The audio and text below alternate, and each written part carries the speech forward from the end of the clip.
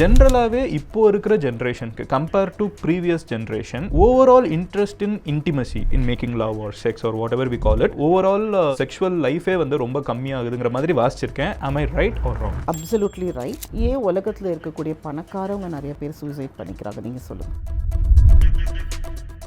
இப்போ இருக்கிற ஜென்ரேஷன் குழந்தை பெற்றுக்கணுமான்னு நினைக்கிறாங்க. How is our future population going to be அப்படின்னு நம்மளுக்கு தெரியும். உலகத்தில் நிறைய கண்ட்ரீஸில் வந்து பாப்புலேஷனே இல்லாமல் people are migrating to their country. Night 12 மணிக்கு அப்புறம் வந்து நூடுல்ஸ் சமைச்சு சாப்பிட்றதுங்கிறது வந்து மேரிடோ அன்மேரிடோ அது ஒரு கல்ச்சர் ஆயிடுச்சு. ஸோ இதெல்லாம் வந்து how does do these first affect the drive and if yes how much? ஸ்பெர்மோட குவாலிட்டி, ஸ்பெர்மோட டிஎன்ஏ எல்லாமே அஃபெக்ட் ஆக ஆரம்பிக்குது நம்மளுக்கு. பட் ஒன்லி லக்கி திங் என்னன்னா இது reversible. Stress affect having children. ஸ்ட்ரெஸ்டாக இருக்கவங்க எல்லாருக்குமே குழந்தை பிறக்காதான்னு கேட்டால் கிடையாது. பட் ஸ்ட்ரெஸ் கரெக்ட் பண்ணால் நிறைய பேருக்கு குழந்தை பிறக்குமானா yes. What is PCOS or PCOD?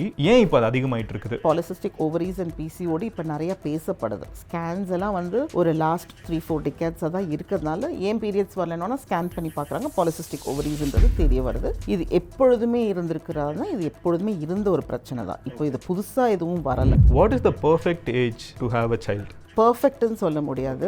கேர்ள்ஸை பொறுத்த வரைக்கும் I recommend 22 years to 27 years. அதில் தான் அவங்களோட பீக் ஃபர்டிலிட்டி இருக்கும்.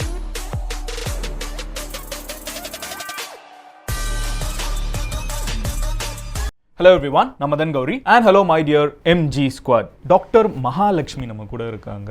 டாக்டரை வந்து இன்ட்ரடியூஸ் பண்றதுக்கு நிறைய டேர்ம்ஸ் இருக்குது. Gynaecologist, obstetrician, infertility specialist. எனக்கு தெரிஞ்சு இவங்க கிட்ட வந்து போனா குழந்தை பிறக்காதவங்க குழந்தை பிறந்துருங்கிற ஒரு பேசிக்கான லெவல் ஆஃப் அண்டர்ஸ்டாண்டிங் தான். Madan, thanks for your kind words of introduction. So with all this experience 20+ years now, அப்படி இருக்கிறப்போ இன்னைக்கு சில விஷயங்கள் ஓப்பனாக பேசலாம் டாக்டர். குளோபலா இப்போ பாப்புலேஷன் இன்க்ரீஸுங்கிறது வந்து கம்மியாயிட்டு இருக்குது. ஃபர்டிலிட்டி ரேட்ஸ் வந்து அமங் விமன் வந்து பயங்கரமா டிராப் ஆயிட்டு இருக்குது. ஃபார் எக்ஸாம்பிள் நீங்க இந்தியாலே பாத்தீங்கன்னா வந்து இப்போ 4-5 ஒரு காலகட்டத்தில் இருந்தது, ரொம்பலாம் இல்ல, ஜஸ்ட் பிஃபோர் 50-60 years இருந்தது வந்து இப்போ இறங்கி 1-2 தான் வந்து தமிழ்நாட்டிலே வந்து அது ஒரு பெரிய பிரச்சனையாகி நம்ம ஊர் சீஃப் மினிஸ்டர் சொல்றாங்க குழந்தை பெத்துக்கோங்க அப்படின்னு சொல்றாங்க. ஆந்திர பிரதேஷ்ல சந்திரபாபு நாயுடு சொல்றாங்க குழந்தை பெத்துக்கோங்க. பாப்புலேஷன் வந்து ஒருவேளை ஸ்டாக்னன்ட் ஆகி ஷ்ரிங்க் ஆக ஆரம்பிச்சிரும். இந்த பேட்டர்ன் கண்டினியூ ஆச்சுன்னா அப்படிதான் ஆகும். why is this happening? ஏன் இப்போ இருக்கிற couple, Gen Z couple, millennial couple வந்து ஏன் குழந்தை பெத்துக்க மாட்டேங்கிறாங்க? இது நம்ம எப்படி பார்க்கணும்னா, நம்ம கண்ட்ரி வந்து எப்பொழுதுமே ஹைலி பாப்புலேட்டட்னு நம்ம சொல்லியிருக்கோம். இப்போ நீங்கள் வந்து you have raised a concern. இப்போ இருக்கிற ஜென்ரேஷன் குழந்தை பெற்றுக்கணுமான்னு நினைக்கிறாங்க. How is our future population going to be அப்படின்னு நம்மளுக்கு தெரியும். உலகத்தில் நிறைய கண்ட்ரீஸில் வந்து பாப்புலேஷனே இல்லாமல் பீப்புள் ஆர் மைக்ரேட்டிங்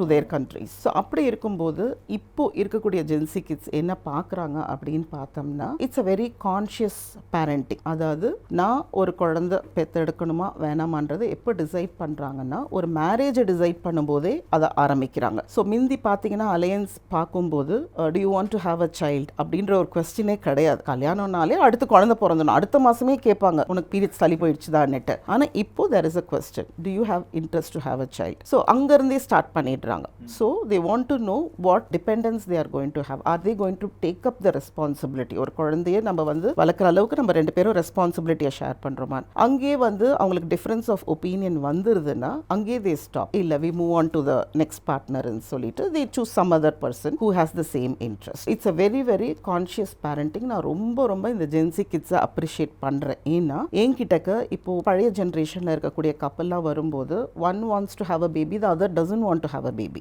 இதுவே ஒரு கான்ஃப்ளிக்ட் ஆகி டிவோர்ஸ் வரைக்கும்லாம் போகிறாங்க. But now this generation they are very clear. பேசிடுறாங்க, நீ வெஜிடேரியனா நான் வெஜிடேரியனா, உனக்கு டூரிங் பிடிக்குமா, உனக்கு பிடிக்காதா, அம்மா அப்பா கூட இருக்கணுமா இருக்கக்கூடாதா, நியூக்ளியர் ஃபேமிலியா சிங்கிள் ஃபேமிலியா, குழந்தை வேணுமா வேண்டாமா, இன்னும் விட்டா குழந்தை எந்த ஸ்கூலில் படிக்கணும், எல்லாமே they talk. Because see they want to decide இதனோட என்ன எமோஷனல் கனெக்ஷன் இருக்கு, எவ்வளோ ஃபினான்ஷியல் பேர்டன் எனக்கு வரப்போகுது, ஸோ இந்த குழந்தைய வந்து வளர்க்கறதுனால என்னோட கெரியர் எந்த அளவுக்கு அஃபெக்ட் ஆக போகுது, அண்ட் ரொம்ப முக்கியமாக இன்னொரு பார்ட்னரும் இந்த பேரண்டிங்கில் இன்வால்வ்டாக இருப்பாங்களான்றதையும் செக் பண்ணிக்கிறாங்க. ஸோ ஏன்னா இப்போ ஒருத்தர் மட்டுமே குழந்தைய வளர்க்கணும்னா இப்போ இருக்கிற ஜென்ரேஷனில் male or the female partner partner அவங்க கெரியர் காம்ப்ரமைஸ் ஆகும். அதனால தே செக் வெதர் நீ பேரண்டிங்க்கு எந்த அளவுக்கு கோஆப்ரேட்டிவாக இருக்க போகிற அண்ட் தேர் வெரி கிளியர். நான் இன்னைக்கு டயப்பர் மாற்றினா நாளைக்கு நீ டயப்பர் மாற்று, நான் இன்னைக்கு ஃபீட் பண்ணால் நாளைக்கு நீ ஃபீட் பண்ணு. ஸோ அந்த வே அதை நம்ம தப்புன்னே சொல்ல முடியாது. ஏன்னா முந்தி பார்த்தோம்னா பேரண்ட்ஸ்ன்னு எடுக்கும்போது அம்மா கிட்ட தான் எல்லா குழந்தைங்களும் பாண்டடாக இருக்கும். ஆனால் இப்போ ஃபாதர்ஸும் ஈக்குவலி எஃபர்ட் கொடுக்குறாங்க.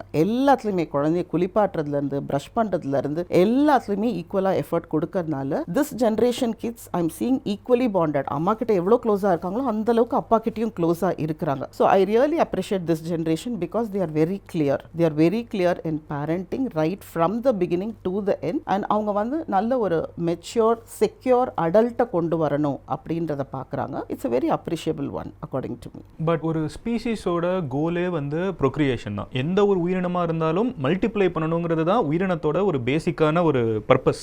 அது ஒரு செல்லாக இருக்கட்டும், ஒரு மங்கியாக இருக்கட்டும், ஒரு ஹியூமனாக இருக்கட்டும், அப்படி தான். இன்ட்ரெஸ்ட் இன் ஹேவிங் சில்ட்ரன் கம்மியாகிறத பற்றி உங்களோட ஒப்பீனியன் என்ன? அது கம்மி ஆகுதுன்னு நான் நினைக்கிறேன். நீங்க சொன்ன மாதிரியே வந்து ஒரு பையனும் ரெஸ்பான்சிபிலிட்டி எடுத்துக்கணுங்கிறப்போ வந்து men are thinking much more to have a child. I don't know, I'm just creating patterns on what I observe. So அப்படி இருக்கிறப்போ இந்த மென்டாலிட்டி வந்து இப்போ கம்மியா இருக்குன்னு நீங்க நினைக்கிறீங்களா? குழந்தை பெத்துக்கணும்னு இருக்கிற ஆசை வந்து கம்மியா இருக்கா, இல்ல எத்தனை குழந்தைங்க வேணுங்கிற ஆசை கம்மியா இருக்கா? அதை பத்தி என்ன நினைக்கிறீங்க? இது வந்து என்ன நம்ம புரிஞ்சுக்கணும்னா வேரிட் பாப்புலேஷன் இருக்காங்க. அதுல ஒரு சிலருக்கு it's a must, I want a baby, that's a must for at any cost எனக்கு குழந்தை வேணும் அப்படின்னு இருக்கக்கூடிய ஒரு குரூப் ஒரு பக்கம் இருக்காங்க. இன்னொரு பக்கம் they think they decide எனக்கு எத்தனை குழந்தை வேணும், ஒரு குழந்தை தான். most of them they stick on to one child. now நான் அந்த குழந்தை இப்படி வளர்க்க போறேன் அப்படி வளர்க்க போறேன், they are clear. this is another group so where both of them are working, you know, but they don't want to have kids. டிங்க்னு சொல்லுவோம். ஆமா. so that is also double there. income, yes. no kids. but இதுல யார் decision correct யார் decision தப்புன்னு பார்த்தா definitely everyone are right in their own way. so it's each ஒருத்தரோட தனிப்பட்ட ஒரு முடிவு. ஒரு குழந்தை இருக்கணுமா இருக்கக்கூடாதான்றது அது ஒரு கம்பல்ஷன்ல நம்ம வந்து ஒரு கப்பல் கிட்ட கொடுக்க முடியாது. நிறைய பேர் இந்த டிங்க் எல்லாம் பார்த்தோம்னா தே ப்ரையாரிட்டைஸ் மெனி திங். அவங்களோட லைஃப் ஸ்டைலு, அவங்களோட ட்ராவல், அவங்களோட financial upliftment, career, so personal attachments, இது எல்லாத்துக்குமே இம்பார்ட்டன்ஸ் கொடுத்து அஸ் அ கப்பல் எங்களை குழந்தை வேணான்னு ஒரு டிசிஷனுக்கு வந்துடுறாங்க. ஐ ஃபீல் எல்லா முடிவுமே வந்து சுப்பீரியர். பட் ஆனால் அதே நேரத்தில் இன்னொரு எண்ட்ல பார்க்குறோம் லைக் அன்வான்ட் சில்ட்ரன் பிறந்து ஆர்ஃபன்ஸ் ஆகிறது. ஸோ ஒரு குழந்தை குடும்பத்தில் ஒரு 6 குழந்தைங்க 7 குழந்தைங்களை படிக்க வச்சு சின்ன வயசுலேயே வேலைக்கு அனுப்புறது. ஸோ அந்த மாதிரிலாம் இல்லாமல் நம்மளோட பாப்புலேஷன் ஃபியூச்சரில் கொஞ்சம் கரெக்ட் ஆகலாம், நம்பர்ஸ் கொஞ்சம் குறையலாம். But will be producing more secure adults who feel very confident which is very important. And what ever best அந்த பேரண்ட்ஸ் அந்த குழந்தைங்களுக்கு கொடுத்துருக்க முடியுமோ அதை கொடுத்துருப்பாங்க. அந்த குழந்தைங்க லவ்வை மிஸ் பண்ண மாட்டாங்க, ஸோ போதுமான அளவுக்கு கேரை மிஸ் பண்ண மாட்டாங்க, பேரண்ட்ஹுட்டை மிஸ் பண்ண மாட்டாங்க. Everything will be complete for them. Doctor, no wonder உங்ககிட்ட நிறைய பேஷண்ட்ஸ் வராங்க.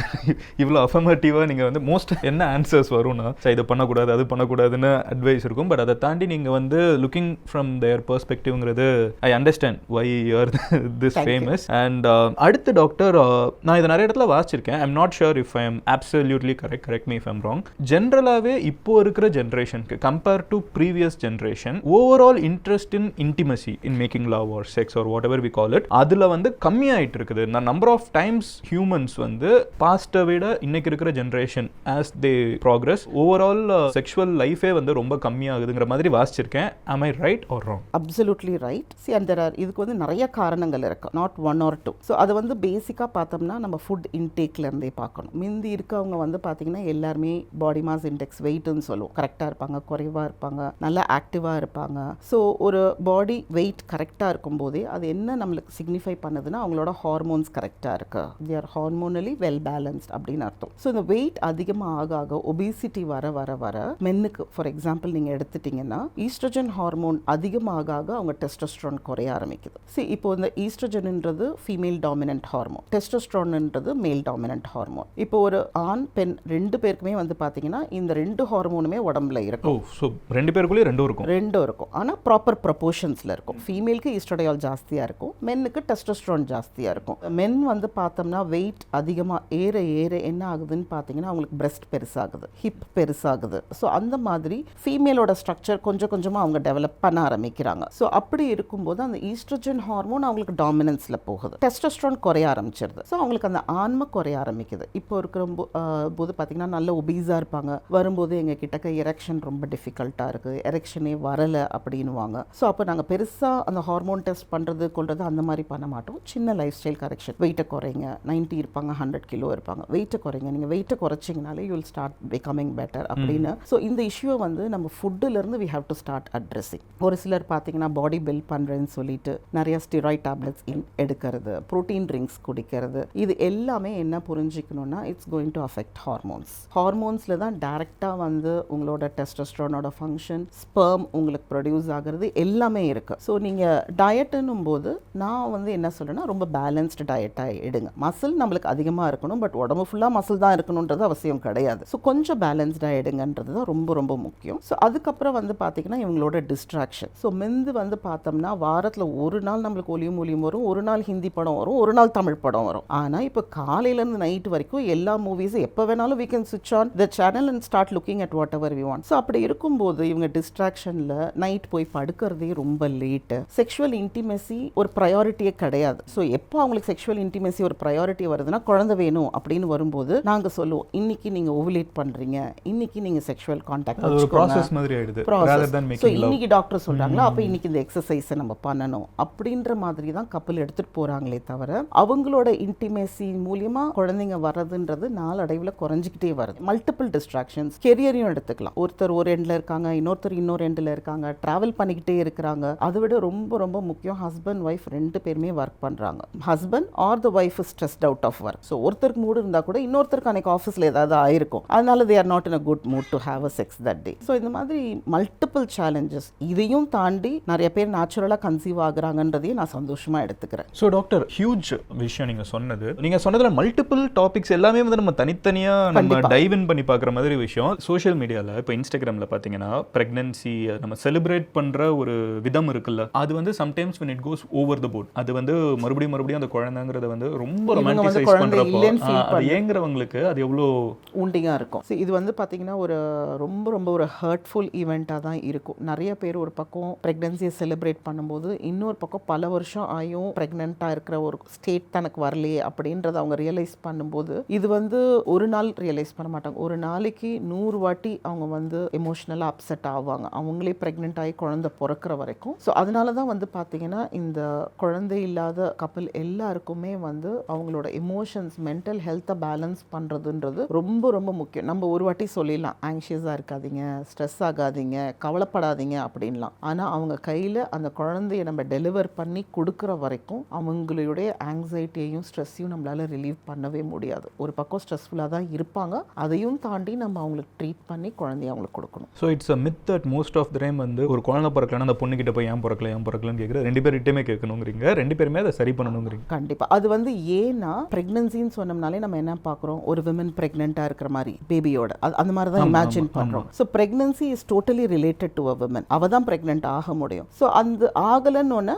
First focus is on the women. இப்போ அவேர்னஸ் வந்துருச்சுது, பட் இருந்தாலும் சைல்ட் பேரிங் விமன் பண்ணுறதுனால அந்த மதர்ஹுட் லேடியை ரிலேட் பண்ணி இருக்கிறதுனால சொசைட்டி குழந்தை நிற்கலன்னு உடனே விமனை ஃபர்ஸ்ட் அட்ரஸ் பண்ணுறாங்க. மற்றபடி அவங்கள டார்கெட் பண்ணணுமோ இல்லை அவங்கள பிளேம் பண்ணணும்னு கிடையாது. நீங்கள் ப்ரெக்னென்ட் ஆகிறதுனால maybe you are playing a major role அப்படின்ற மாதிரி நினைக்கிறாங்க, பட் அது உண்மை கிடையாது. Let's start with food and men. நம்ம இதை வந்து மென்னை கொஞ்சம் அப்ரோச் பண்ணுவோம், அடுத்து விமன்னு கொஞ்சம் அப்ரோச் பண்ணுவோம். எனக்கு தெரிஞ்சு இது எல்லாமே வந்து பீப்புளுக்கு தேவை. டு பி வெரி ஆனஸ்ட், நான் என் ஆடியன்ஸ் கிட்ட நான் வந்து சுத்தமாக ஹெல்த்தை பற்றி பேசவே மாட்டேன், ஏன்னா எனக்கு தெரியாதுன்னு விட்டுருவேன். I will take this as an opportunity to educate millions of people. So மென்னுக்கு வந்து இன்னைக்கு நம்ம ஆப்வியஸாக ஒரு விஷயம் பேசுகிறது, ஜென்ரேஷனலாகவே men are having lesser interest towards making love அப்படின்னு சொல்கிறப்போ அதுக்கு வந்து ஃபுட் வந்து எவ்வளோ பெரிய ரோல் ப்ளே பண்ணுது அண்ட் என்ன மாதிரி ஃபுட்டு நம்ம கொஞ்சம் பிரேக் டவுன் பண்ணி சொல்லிடலாம். ஏன்னா வந்து எந்த ஃபுட்டு வந்து ஃபார் எக்ஸாம்பிள் இப்போ நம்ம ஊரில் சென்னையில் எங்கே திரும்பினாலும் நீங்கள் வந்து எந்த மெட்ரோ எடுத்துக்கிட்டிங்கனாலும், நாட் ஜஸ்ட் சென்னை, குளோபலாகவே நீங்கள் எங்கே எடுத்துக்கிட்டிங்கனாலும் சுற்றி வந்து we have burgers, we have pizzas. வீட்டில் வந்து நைட்டு 12 மணிக்கு அப்புறம் வந்து நூடுல்ஸ் சமைச்சு சாப்பிட்றதுங்கிறது வந்து மேரிடோ அன்மேரிடோ அது ஒரு கல்ச்சர் ஆயிடுச்சு. ஸோ இதெல்லாம் வந்து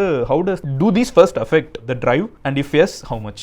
ஈஸியாக ஃபுட் அவைலபிளாக இருக்குதுன்றது கண்டிப்பாக இட்ஸ் அ பூன். எத்தனை மணிக்கு பசிச்சாலும் ஃபுட்டை ஆர்டர் பண்ணி சாப்பிட்றலாம், என்ன மாதிரி ஃபுட்டு வேணாலும் நம்மளுக்கு கிடைக்கும். Night 2 o'clock 3 o'clock everything it's a boon. But அதே இது ஃபர்டிலிட்டியில் வரும்பொழுது it's actually the other way. So we have to look at it. ஏன்னா அவங்க பேலன்ஸ்ட் ஃபுட்டு சாப்பிட்றதுக்கு they are failing. So balanced food அப்படின்னு சொல்லும்போது கண்டிப்பாக ஈக்குவல் ப்ரப்போர்ஷன்ஸ் நம்மளுக்கு ப்ரோட்டீன், கார்போஹைட்ரேட், குட் ஃபேட் எல்லாமே இருக்கணும். நம்மளுக்கு ப்ரோட்டீன் வந்து நம்மளோட ரொட்டீன் எக்ஸில் இருக்குது, லீன் மீட்டில் இருக்குது. ஸோ கார்போஹைட்ரேட்ஸ்ன்றது போதுமான அளவுக்கு நம்மளோட வெஜிடபிள்ஸ்லையும் இருக்குது, அதில் ஃபைபரும் கூட நம்மளுக்கு கிடச்சிது. நல்ல ட்ரை ஃப்ரூட்ஸ், சீட்ஸ் சீட்ஸ் இதெல்லாம் சாப்பிடும்போது we have good content of fats also. So இது பேலன்ஸ்ட் ஃபுட். நம்மளோட டே டு டே வீட்டில் பண்ணக்கூடிய குக்கிங்கில் ஓரளவுக்கு இதெல்லாம் கரெக்டாக நம்ம குக் பண்ணோம்னா இதெல்லாம் நம்மளுக்கு பேலன்ஸ் ஆகிடும். பட் அதை தாண்டி வந்து பார்த்தீங்கன்னா நிறைய வந்து இந்த மாதிரி ஃபாஸ்ட் ஃபுட்ஸ் சாப்பிட்றதுனாலையும்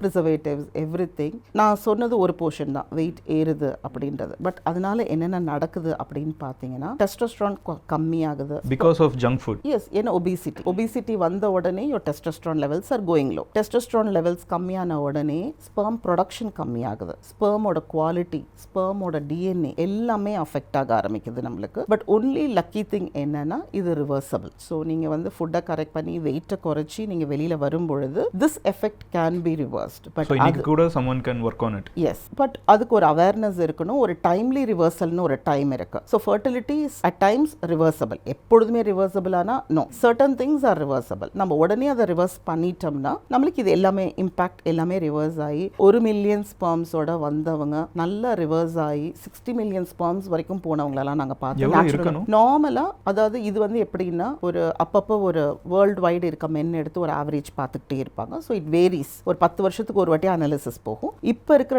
WHO கிரைட்டீரியா பிரகாரம் பார்த்தோம்னா ஒரு 15 மில்லியன் ஸ்பெர்ம்ஸ் வித் நல்ல ஆக்டிவாக இருக்கக்கூடிய ஒரு 30 to 40% மொட்டைல் ஸ்பெர்ம் இருந்தால் போதும். இன்னும் நீங்கள் ஆச்சரியப்படுவீங்க என்னன்னா 1% நார்மல் மார்ஃபாலஜி இருந்தா கூட போதும்ன்றாங்க. அப்படின்னா நீங்க 100 ஸ்பெர்ம் எடுத்து கவுண்ட் நான் கேட்க வந்து அப்படின்னா என்ன 100 ஸ்பெர்ம் எடுத்து கவுண்ட் பண்றீங்கன்னா அவன் என்ன வேர்ல்ட் ஹெல்த் ஆர்கனைசேஷன் என்ன சொல்றான்னா 99 ஸ்பெர்ம் டிஃபெக்டிவா இருந்தா கூட பரவாயில்ல, 1% நல்லா இருந்தா கூட உன்னால குழந்தை நிக்க வைக்க முடியும். ஏன்னா பேபி ஃபார்ம் ஆகிறதுக்கு we need only that one single healthy sperm to swim of the ahead. millions. Yes, of the millions. So நீங்க அதையாவது மெயின்டைன் பண்ணுங்கன்னு தான் கேட்குறாங்க. அது மெயின்டைன் ஆனா கூட போதும். ஸோ நிறைய கெஃபீன் இன்டேக் பண்றது அதுக்கு கொஞ்சம் கான்ஷியஸ்னஸ் இருக்கணும். Okay.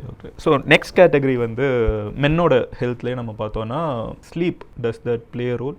Sleep is very very essential. ஸ்லீப்புக்கு வந்து வேற டிஸ்பிளே பண்ணக்கூடிய ஒரு ஃபேக்டர் வேற எதுவுமே இல்லை. ஏன்னா பாடியோட complete healing, repair, mental health restore ஆகிறது இது எல்லாமே ஸ்லீப்ல தான். ஸோ நம்ம ஆங்ஸைட்டி பற்றி, ஸ்ட்ரெஸ் பற்றி நிறைய பேசுகிறோம். ஸ்ட்ரெஸ் உள்ளவங்களால தூங்கவே முடியாது. விச் மீன்ஸ் அவங்க பாடியால் ரீபில்ட் அண்ட் ரெக்கவர் ஆகவே முடியாது. It just keeps working and ஒரு ஸ்டேஜ் வரும்போது அது ஓன் அவுட் ஆகிடும். ஸோ ஸ்லீப்புன்றது ஃபர்டிலிட்டிக்குன்னு இல்லை, for any human being it's inevitable. அது இல்லைன்னா நம்ம சர்வைவ் பண்ணவே முடியாது. Food, sleep is very very essential. இப்போ எங்களுக்கு சில ஹார்மோன்ஸ் இருக்கு. அந்த ஹார்மோன் வந்து காலையில் சுரக்க ஆரம்பிக்கும், அப்புறம் பிளாட்டோ ஆகும், அப்புறம் ஈவினிங் ஆனால் கம்மியாகும். அந்த மாதிரி there's a diurnal variation நிறைய ஹார்மோன்ஸ்க்கு. இவங்க ஸ்லீப் சைக்கிளே மாற்றி பண்ணும்போது நைட்டில் சுரக்க வேண்டிய ஹார்மோன் மார்னிங்கில் சுரக்கும், மார்னிங்கில் சுரக்க வேண்டியது நைட்டில் சுரக்கும். அப்புறம் நீங்கள் அந்த ஃபேமிலி செக்ஷுவல் லைஃப் பிளான் பண்ணும்போது கொல்லும் போதெல்லாம் the whole thing will be disturbed. So அது நம்ம பார்த்தாகணும். இது வந்து ரெண்டு பேர் ஐ மீன் ஒரு தனிப்பட்ட முறையில் man can fix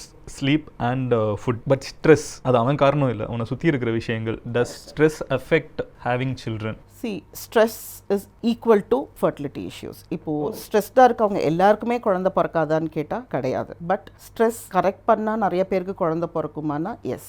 so stress வந்து என்னென்னா நிறைய உங்களுக்கு ஸ்ட்ரெஸ் ஹார்மோன்ஸ்னே இருக்குது. நீங்கள் ரொம்ப ஸ்ட்ரெஸ் ஆகும்போது உங்களுக்கு கார்டிசால் ப்ரொடக்ஷன் ஜாஸ்தியாக இருக்கும். It's stress hormone. ஸோ அது வந்து ஒரு மென்டல் ஷட் டவுன் மாதிரி பண்ணிடும். ஸோ அந்த மென்டல் ஷட் டவுன்ன்றது ஒரு மென்னுக்கு வந்து இரெக்ஷன்லேருந்தே அஃபெக்ட் பண்ணிடும். நம்ம ஒரு செக்ஷன் பார்க்கும்போது மென்னோட பர்ஃபார்மன்ஸ் இஸ் வெரி இம்பார்ட்டன்ட். இந்த விமன் வந்து எப்பொழுதுமே அவங்க வந்து ஒரு பாசிவ் தான், ரிசீவர் தான். ஸோ அவங்க ரொம்ப ஆக்டிவ் பார்ட்டிசிபெண்ட்டாக இல்லைனா கூட பரவாயில்ல. பட் ஒரு குழந்தை பிறக்கணும்னா மென்னோட ரோல் தான் ரொம்ப ரொம்ப முக்கியம். ஏன்னா they have to ejaculate the sperm. எந்த ஒரு மென்னுக்குமே வந்து ஸ்ட்ரெஸ்ஃபுல் சிச்சுவேஷனில் பர்ஃபார்ம் பண்ணுறதுன்றது it's highly impossible. So mental peace is important. Mental peace is very important for family wellbeing. அது இட்ஸ் அ டெஃபினட் ஸ்டேட். இது ஒருத்தங்க எங்கே ஒர்க் பண்ணுறாங்கிறதுலேருந்து யார் கூட பேசுகிறாங்கிறதுலேருந்து இப்போ நம்மளுக்கு வந்து ப்ரொஃபஷனல் ஸ்ட்ரெஸ்ன்றது ஒரு பக்கம் இருந்தால் பர்சனல் ஸ்ட்ரெஸ்ன்றதும் இன்னொரு பக்கம் இருக்குது.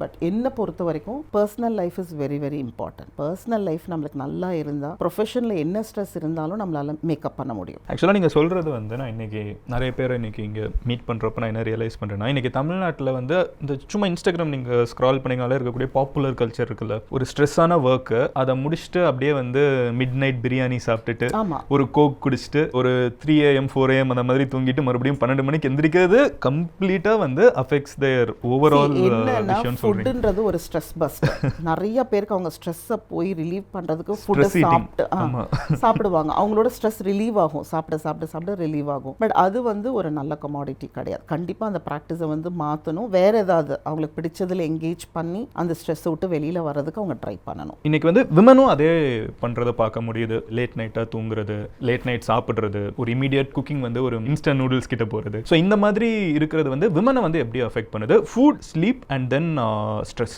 மதர் நீங்க பாத்தீங்கன்னா சிஸ்டர் இருக்காங்கன்றீங்க, மதர் வீட்டில் லேடிஸ் இருக்காங்க. ஸோ மூட் ஸ்விங்ஸ் கேர்ள்ஸ்க்கு இருக்கான்னு கேட்டால் மூட் ஸ்விங்ஸ் இல்லாமல் இருக்கவே இருக்க மாட்டாங்க. ஸோ டெஃபினெட்லி ஒரு கேர்ள் ஆர் விமன்னா மூட் ஸ்விங்ஸ் இருக்கும். ஸோ அது வந்து அவங்க வேணும்ட்டே பண்றாங்கன்னா இல்லை. As a men you have to understand that it's hormonal. It's hormonal. So அவங்களுக்கு வந்து சைக்கிள்ஸ் வர டைமில், சைக்கிள்ஸ் வர்றதுக்கு முன்னாடி டெஃபினட்டாக ஹார்மோன் ஃப்ளக்சுவேஷன்ஸ் இருக்கும். ஸோ அந்த ஹார்மோன் ஃப்ளக்சுவேஷன்ஸ்னால they'll be put in to mood swings. So அவங்களோட பார்ட்னராக இருக்கட்டும் இல்லை ஃப்ரெண்டாக இருக்கட்டும், ஃபர்ஸ்ட் அதை புரிஞ்சுக்கணும். ஒரு கேர்ளை டீல் பண்ணும்போது இன்னைக்கு அவங்களுக்கு மூட் சரியில்லையா, நீ எப்பொழுதுமே இப்படிதான், நீ எப்போ பாரு மூஞ்சி தூக்கி வச்சுக்கிற, நீ எதுக்கெல்லாம் சண்டை போடுற அப்படின்னு கம்பேரிசனோ இல்லை அவங்கள பிளேமோ பண்ணக்கூடாது. They have to understand that every month there is a cycle. So when they go through that cycle அவங்களுக்கு அந்த ஹார்மோனல் சேஞ்சஸ் வேரியேஷன்ன்றது நடக்கும். ஃபர்ஸ்ட் ஒரு கேர்ளை பற்றி நம்ம பேசும்போது அதை முதல்ல நம்ம புரிஞ்சுக்கிட்டோம்னாலே பாதி பிரச்சனை முடிஞ்சிருச்சு. புரிஞ்சுக்கோங்கன்னு சொல்றாங்க பேசிக்கா. So accept them as a whole. ஏன்னா அதே மாதிரி தான் ப்ரெக்னென்ட் ஆகும்போதும் நிறைய ஹார்மோனல் சேஞ்சஸ் அவங்க பாடியில் நடக்கும். அவங்க அதுக்கு அடாப்ட் ஆகணும். See, they struggle to adapt அந்த ஹார்மோனல் சேஞ்சஸ் எல்லாத்துக்குமே. அதை விட ரொம்ப ரொம்ப முக்கியம் டெலிவரி ஆன பிறகு. ஸோ அதுலேயும் வந்து பார்த்தீங்கன்னா அந்த போஸ்ட்மார்ட்டம்ன்றது சிலருக்கு ஸ்டாமியாக இருக்கும். பயங்கர டிப்ரெஷன் வந்துடும், எதுக்கு அழறாங்கன்னே தெரியாது, பேபிக்கு ஃபீட் பண்ண மாட்டாங்க, சாப்பிட மாட்டாங்க, தூங்க மாட்டாங்க. So they undergo a very tough period. But luckily வந்து பார்த்தோம்னா போஸ்ட்மார்ட்டம் பீரியட்ன்றது நம்ம சரியாக ஹேண்டில் பண்ணிட்டோம்னா இட்ஸ் ஈஸிலி ரெக்கவரபிள். நம்மளால அவங்கள ரெக்கவர் பண்ணிட முடியும். ஆனால் அவங்க ஹஸ்பண்ட்க்கும் சரி வீட்டில் இருக்கவங்களுக்கும் சரி they are going through a tough postpartum depression. This is completely hormonal. It's completely hormonal. அது அவங்க கண்ட்ரோல்லே இல்லை.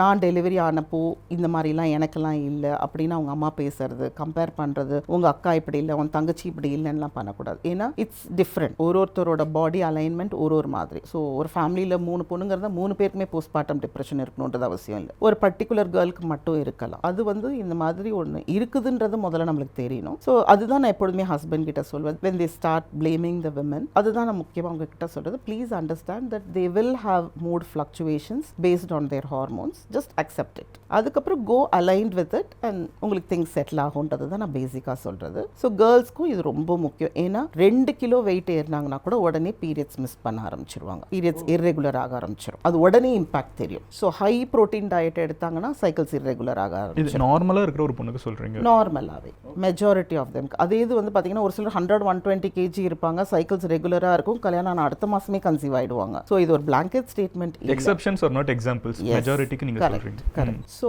டெஃபினட்டாக அவங்களுக்கும் வந்து life style, food intake and கேர்ள்ஸை பொறுத்த வரைக்கும் food intake is very very important. ஏன்னா it's not only for them. Future ஒரு குழந்தை ஆஃப் ஸ்ப்ரிங்கை பேர் பண்ணுற அளவுக்கு அவங்க பாடி மேக்கப் பண்ணணும் ஃபியூச்சரில். ஸோ மிந்தி பார்த்தோம்னா இருக்கக்கூடியவங்க ஒரு 10-15 குழந்தைங்க வரைக்கும் பேத்தாங்க. பட் இப்போ ஒரு குழந்தை 2 குழந்தை வந்த உடனே girls are started feeling very weak. திரும்ப அவங்க ரெக்கவரி பீரியட்ன்றது மிந்திலாம் ஒரு குழந்தை பிறந்த 6வது மாதம் 7வது மாதத்துலேயே அடுத்த குழந்தை ப்ரெக்னெண்ட்டாக இருப்பாங்க. இப்போ ஒரு 2-3 வருஷம் ஆனால் கூட they are still weak to go on with the next pregnancy. So அதனால கண்டிப்பாக அவங்க ஃபுட்டுக்கு ரொம்பவே இம்பார்ட்டன்ஸ் கொடுக்கணும். Sleep and stress. Sleep and stress inevitable. நான் சொன்ன மாதிரி everything is this universal for men. Universal, yes. இந்த IVF ட்ரீட்மெண்ட்லாம் பண்ணிட்டு அவங்களோட எக்வாலிட்டி நல்லா இருந்திருக்காது. பார்த்தா ரொம்ப யங் கேர்ள்ஸாக இருப்பாங்க, வெயிட் எல்லாமே கரெக்டாக இருப்பாங்க.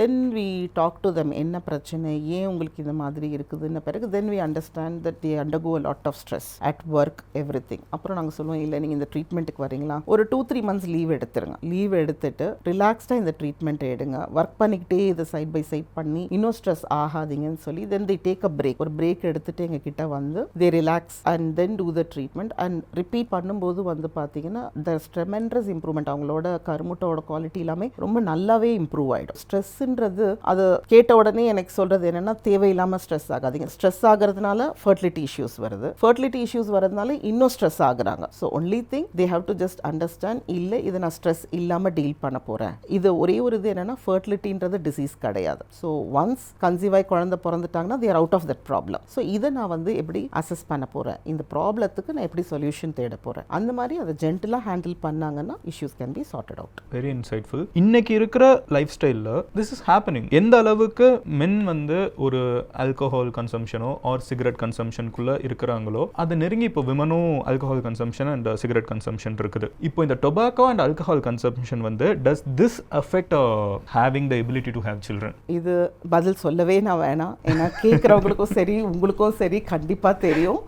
Definitely yes. ஆனால் எவ்வளோ அப்படிங்கிற எவ்வளோ எடுக்கிறாங்களோ அவ்வளோ அஃபெக்ட் ஆகும். அதுதான் simple answer.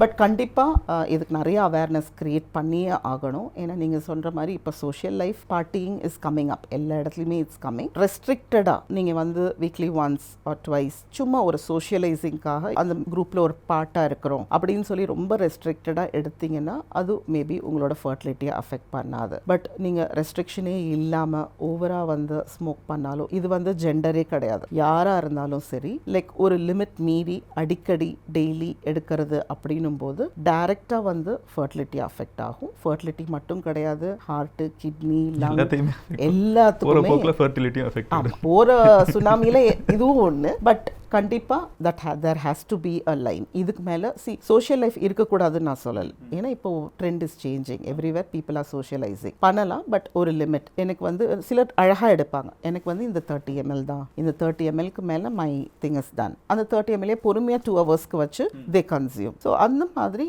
ரெஸ்ட்ரிக்டடாக if they can socialize that's fine. So only thing they have to learn where to balance. Very interesting observation doctor. இப்போ நான் மற்ற கண்ட்ரீஸ்க்கு ட்ராவல் பண்ணுறப்போ நான் என்ன கவனிக்கிறேன்னா, European women or European Gen Z especially or girls are trying to avoid drinking. அதே மாதிரி வந்து பசங்க வந்து யூரோப்ல வந்து நோ ஆல்கஹால் பீரியட்ஸ்னே வச்சுக்கிறாங்க. பட் நம்ம ஊர்ல வந்து இப்போ அது என்டர் ஆயிட்டு இருக்குது. அங்க அது எல்லாமே சுத்தி முடிச்சுட்டு டிஃபால்ட்டாவே அதை கம்மியாக்க பார்த்துட்டு இருக்காங்க. அவங்க மெயினாக எடுக்கிறது அவங்களோட கிளைமேட் கண்டிஷன்ஸ்க்கு கோப் அப் பண்ணுறதுக்காக தே ட்ரிங்க். அண்ட் நீங்கள் சொல்கிற மாதிரி அவங்களுக்கு they have the boundaries, limitations. நம்ம நாட்டில் இப்போ தான் இது புது கல்ச்சர் வந்திருக்கு. I am sure over a period of time people will know where to draw the line, where to have the boundaries. So அந்த இது புரிதல் அவங்களுக்கு வந்துருச்சுதுன்னா I think they will start balancing. I don't smoke but I have friends who smoke. So அதனால is there a safe limit of number of cigarettes per day? See, even if you don't smoke, if you are with passive, extreme passive smoker na. ஆமா friends கூட இருக்கீங்கன்னா உங்களுக்கும் அதே impact தான் இருக்கும். So அதனால கண்டிப்பா you have to correct your friends because you will have the same impact as smoking when you are with people who smoke. And is there a safe limit? இதாவது இது கம்மியாக அதுதான் நான் சொல்றேன், எதுக்குமே நம்பர் கிடையாது, அவாய்ட் பண்றது பெட்டர். கண்டிப்பா. ஏன்னா ஒரு நாளைக்கு 12 சிகரெட் பிடிச்சு 3-4 குழந்தைங்களோட இருக்கக்கூடிய கப்பலையும் நான் பார்த்துருக்கிறேன். ஒரு ஹாஃப் சிகரெட் வாரத்தில் ஒரு நாள் எடுக்கிறேன்னு சொல்லி ஸ்பெர்ம் அஃபெக்ட் ஆகியும் பார்த்துருக்குறோம். ஸோ ஸ்மோக்கிங், ட்ரிங்கிங் இது எல்லாமே ஃபர்டிலிட்டி அஃபெக்ட் பண்ணும். பட் ஸ்மோக் பண்ணுறவங்க, ட்ரிங்க் பண்ணுறவங்க எல்லாமே இன்ஃபர்டைல்னு கிடையாது. நான் வந்து ஒரு ஃபர்ஸ்ட் டைம் ஐ ரிமெம்பர், நான் வந்து 10th ஸ்டாண்டர்ட் படிச்சுட்டு இருக்கப்போ ஃப்ரெண்டு ஒரு பொண்ணு, அவங்க பெங்களூரில் இருந்தாங்க, அவங்க கிட்ட வந்து பேசிகிட்டு இருக்கப்போ first time I heard this concept of PCOS அப்படிங்கிற ஒரு concept, PCOD, something like that. I don't remember, but something related to PCOS or ODO. PCO முன்னாடி இருந்துச்சு. ஜென்யூனா சொல்றேன், இன்னைக்கு வரைக்கும் எனக்கு PCOSனா என்னன்னு தெரியாது, PCODனா என்னன்னு தெரியாது. ஆனா ரீசன்ட் டைம்ஸ்ல நிறைய பேர் இந்த PCOS, PCODங்கிற ப்ராப்ளம் வந்து ஆஸ் ஏ ஏஜ், நான் வந்து ஸ்கூல் படிக்கிறப்ப கேட்டதை விட இன்னைக்கு நான் வேலை செஞ்சுட்டு இருக்கப்போ நிறைய கேட்குறேன், சுற்றி நிறைய பேருக்கு அது இருக்கிறத பார்க்குறேன். What is PCOS or PCOD, ஏன் இப்போ அது அதிகமாயிட்டு இருக்குது, அண்ட் அது வந்து ஃபர்டிலிட்டி என்ன பண்ணுது, இதை நம்ம மூணா அப்ரோச் பண்ணலாம். ஃபர்ஸ்ட் PCOSனா என்ன, PCODனா என்ன, ரெண்டாவது அது ஏன் இன்க்ரீஸ் ஆகுது, மூணாவது வந்து அது ஃபர்டிலிட்டி அஃபெக்ட் பண்ணும்.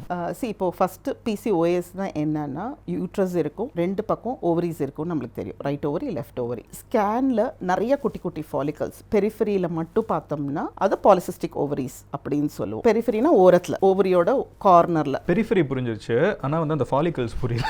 ஃபாலிகல்ஸ்ன்றது ஒரு சின்ன ஒரு ரவுண்டா ஒரு சிஸ் மாதிரி இருக்கும்னு வச்சுக்கோங்க, முத்து முத்தா ஓவரியை சுத்தி அரேஞ்ச் ஆயிருக்கும். ஸோ அந்த மாதிரி ஒரு அப்பியரன்ஸ் இருந்ததுன்னா அதை பாலிசிஸ்டிக் ஓவரிஸ் அப்படின்னு சொல்லுவோம். நீங்க வந்து இந்த ரீப்ரொடக்டிவ் ஏஜ்னு சொல்லுவோம், 25 வயசுல இருந்து 35 வயசு அதுல இருக்கவங்கள 100 பேருக்கு ஸ்கேன் பண்ணி பார்த்தீங்கன்னா அதுல 40 பேருக்கு பாலிசிஸ்டிக் அப்பியரிங் ஓவரிஸ் இருக்கும். ஸோ அந்த 40 பேரும் அப்நார்மலான்னு கேட்டா கிடையாது. ஸோ அந்த 40 பேர்ல பீரியட்ஸ் கரெக்டா வரவங்களும் இருப்பாங்க, குழந்தை பிறந்தவங்களும் இருப்பாங்க, குழந்தை பிறக்காதவங்களும் அந்த 100 பேர்ல மீதி 60 பேரும் இருப்பாங்க. ஸோ பாலிசிஸ்டிக் ஓவரிஸ்ன உடனே நம்ம வரி பண்ணணுன்றது அவசியம் கிடையாது, அது ஒரு நார்மல் என்டிட்டி தான். இப்போ வயசுக்கு வந்த உடனே போய் ஸ்கேன் பண்ணோம்னா பாலிசிஸ்டிக் அப்பியரிங் ஓவரீஸ்ன்னு கொடுப்பாங்க. ஏன்னா நிறைய எக்ஸ் இருக்கும். ஃபாலிக்கல்ன்றது அது வளர்ந்து உள்ளுக்குள்ளார எக் ரிலீஸ் பண்ணக்கூடியது, அவ்வளோதான். ஸோ வயசு குறைவாக இருக்கவங்களுக்கு ஸ்கேன் பண்ணோம்னா நிறைய ஃபாலிக்கல்ஸ் இருக்கும். ஸோ இது வந்து ஒரு ஸ்கேன் டாக்டர் கொடுக்கறது தான். அவங்க அந்த அரேஞ்ச்மெண்ட் வச்சுட்டு பார்த்த உடனே நிறைய இருக்கு பாலிசிஸ்டிக் ஓவரீஸ் அப்படின்றவாங்க. ஸோ இதே இது வந்து இவங்களுக்கு மென்ஸ்ட்ரல் இர்ரெகுலாரிட்டி இருக்கு, பீரியட்ஸ் கரெக்டாக வரதில்லை. ஒரு சில கேர்ள்ஸ் பார்த்தீங்கன்னா ஹிர்சூட்டாக இருப்பாங்க, ஃபேஸில் நிறைய ஹேர் க்ரோத் இருக்கும், பியர்டு இருக்கும், முஸ்டாச் இருக்க மாதிரி ஹேர் க்ரோத் எல்லாம் இருக்கும், ரொம்ப ஒபீஸாக இருப்பாங்க. ஸோ இந்த மாதிரி இவங்களுக்குள்ள டெஸ்டோஸ்டெரான் அதிகமாக இருக்குது. கரெக்டா டாக்டர்? கரெக்ட். பாத்தீங்க, இவ்வளவு அப்சர்வ் பண்ணிட்டேன்.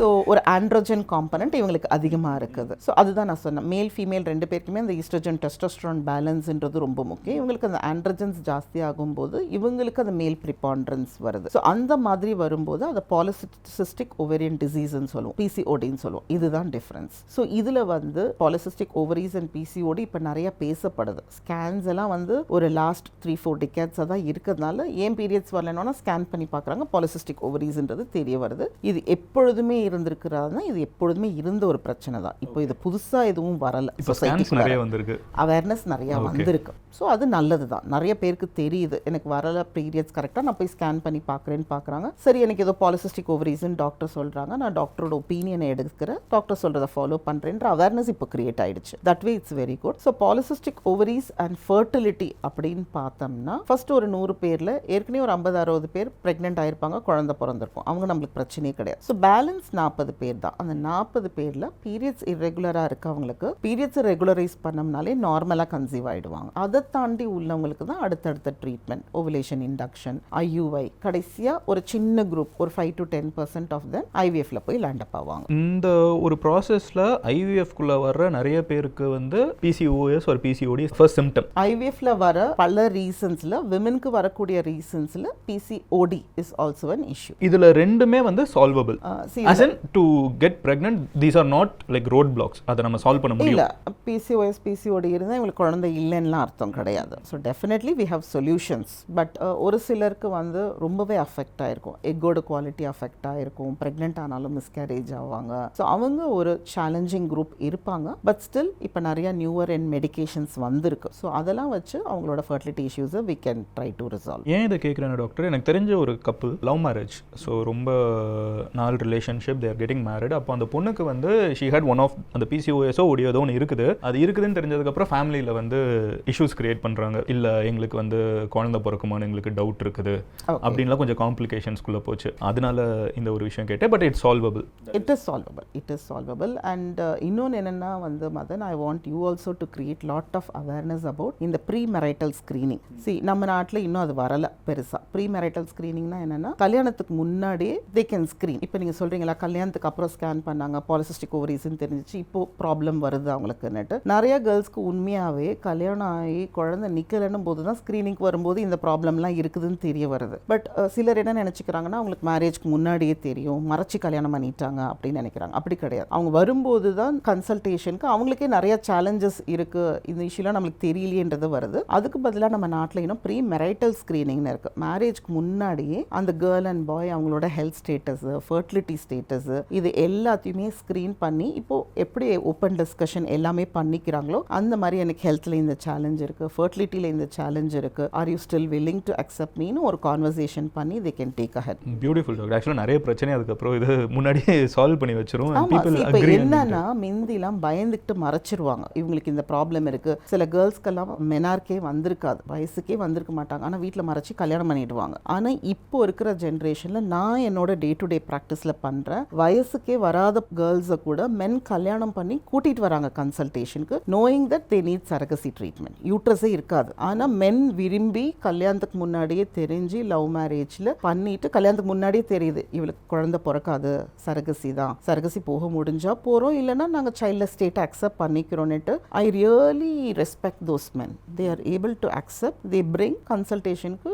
கேர்ள் கிட்ட நாங்கள் யூஸ்வலாக கேட்போம், ஹஸ்பண்ட்க்கு முன்னாடியே தெரியுமானா, தெரியும் டாக்டர், தெரிஞ்சு தான் என்னை கல்யாணம் பண்ணிக்கிட்டாருன்னுவாங்க. ஸோ அதே மாதிரி many things people accept these days and still they marry. So it's not an obstacle. Sometimes பொண்ணுங்க வந்து கோவில் போகிறணும் அப்படிங்கிறதுக்காக இப்போ வந்து திருப்பதி போகிறாங்க, சம்திங் எஸ்பெஷலி இந்த பிளான்டு கோவில் போகிறது, ஒரு ஏதாவது ஃபங்க்ஷன் கோவிலில் வரப்போகுது, அந்த மாதிரி டயத்தில் some take tablets and postpone their periods. அதே மாதிரி இது பண்ணவே கூடாது அப்படின்னு எனக்கே தெரியுது, கேட்குறப்பவே கொஞ்சம் வியர்டாக இருக்குது, பட் பண்ணுறாங்க சில சில பேர் பண்றாங்க. அதே மாதிரி சில பேர் வந்து ரொம்ப பெயினா இருக்கிறப்போ டேப்லெட்ஸ் எடுத்துப்பாங்க. பேசிக்கா அந்த டேப்லெட் எடுத்து பெயினை சப்டியூ பண்றதும் சரி, பீரியடை போஸ்ட்போன் பண்றதும் சரி, இது வந்து ஃபர்டிலிட்டி அஃபெக்ட் பண்ணுமா? ஃபர்ஸ்ட் கான்செப்ட் வந்து நம்ம ரீசன்ஸ்க்காக பீரியட்ஸை போஸ்ட்போன் பண்ணுறதை பார்க்கலாம். ஸோ பீரியட்ஸ் போஸ்ட்போன் பண்ணுறது டெம்பரவரியாக போஸ்ட்போன் பண்ணுவோம். ஒரு பர்டிகுலர் பீரியட் ஆஃப் டைமுக்கு வந்து அவங்களுக்கு டேப்லெட்ஸ் கொடுத்து தள்ளி போகிற மாதிரி பண்ணுவோம். இதனால அவங்களுக்கு பெருசாக ஃபர்டிலிட்டி அஃபெக்ட் ஆகாது. ஸோ ஒரு 2-3 மாதம் அவங்களுக்கு மென்ஸ்ட்ரல் சைக்கிள் வந்து இர்ரெகுலராக இருக்கும். அதுக்கப்புறம் யூஸ்வலாக ரொட்டீனுக்கு வந்துருவாங்க, ரெகுலர் ஆகிடும். ஸோ இது ஒரு பெரிய இஷ்யூ கிடையாது. பட் அதே இது வந்து பார்த்தீங்கன்னா இந்த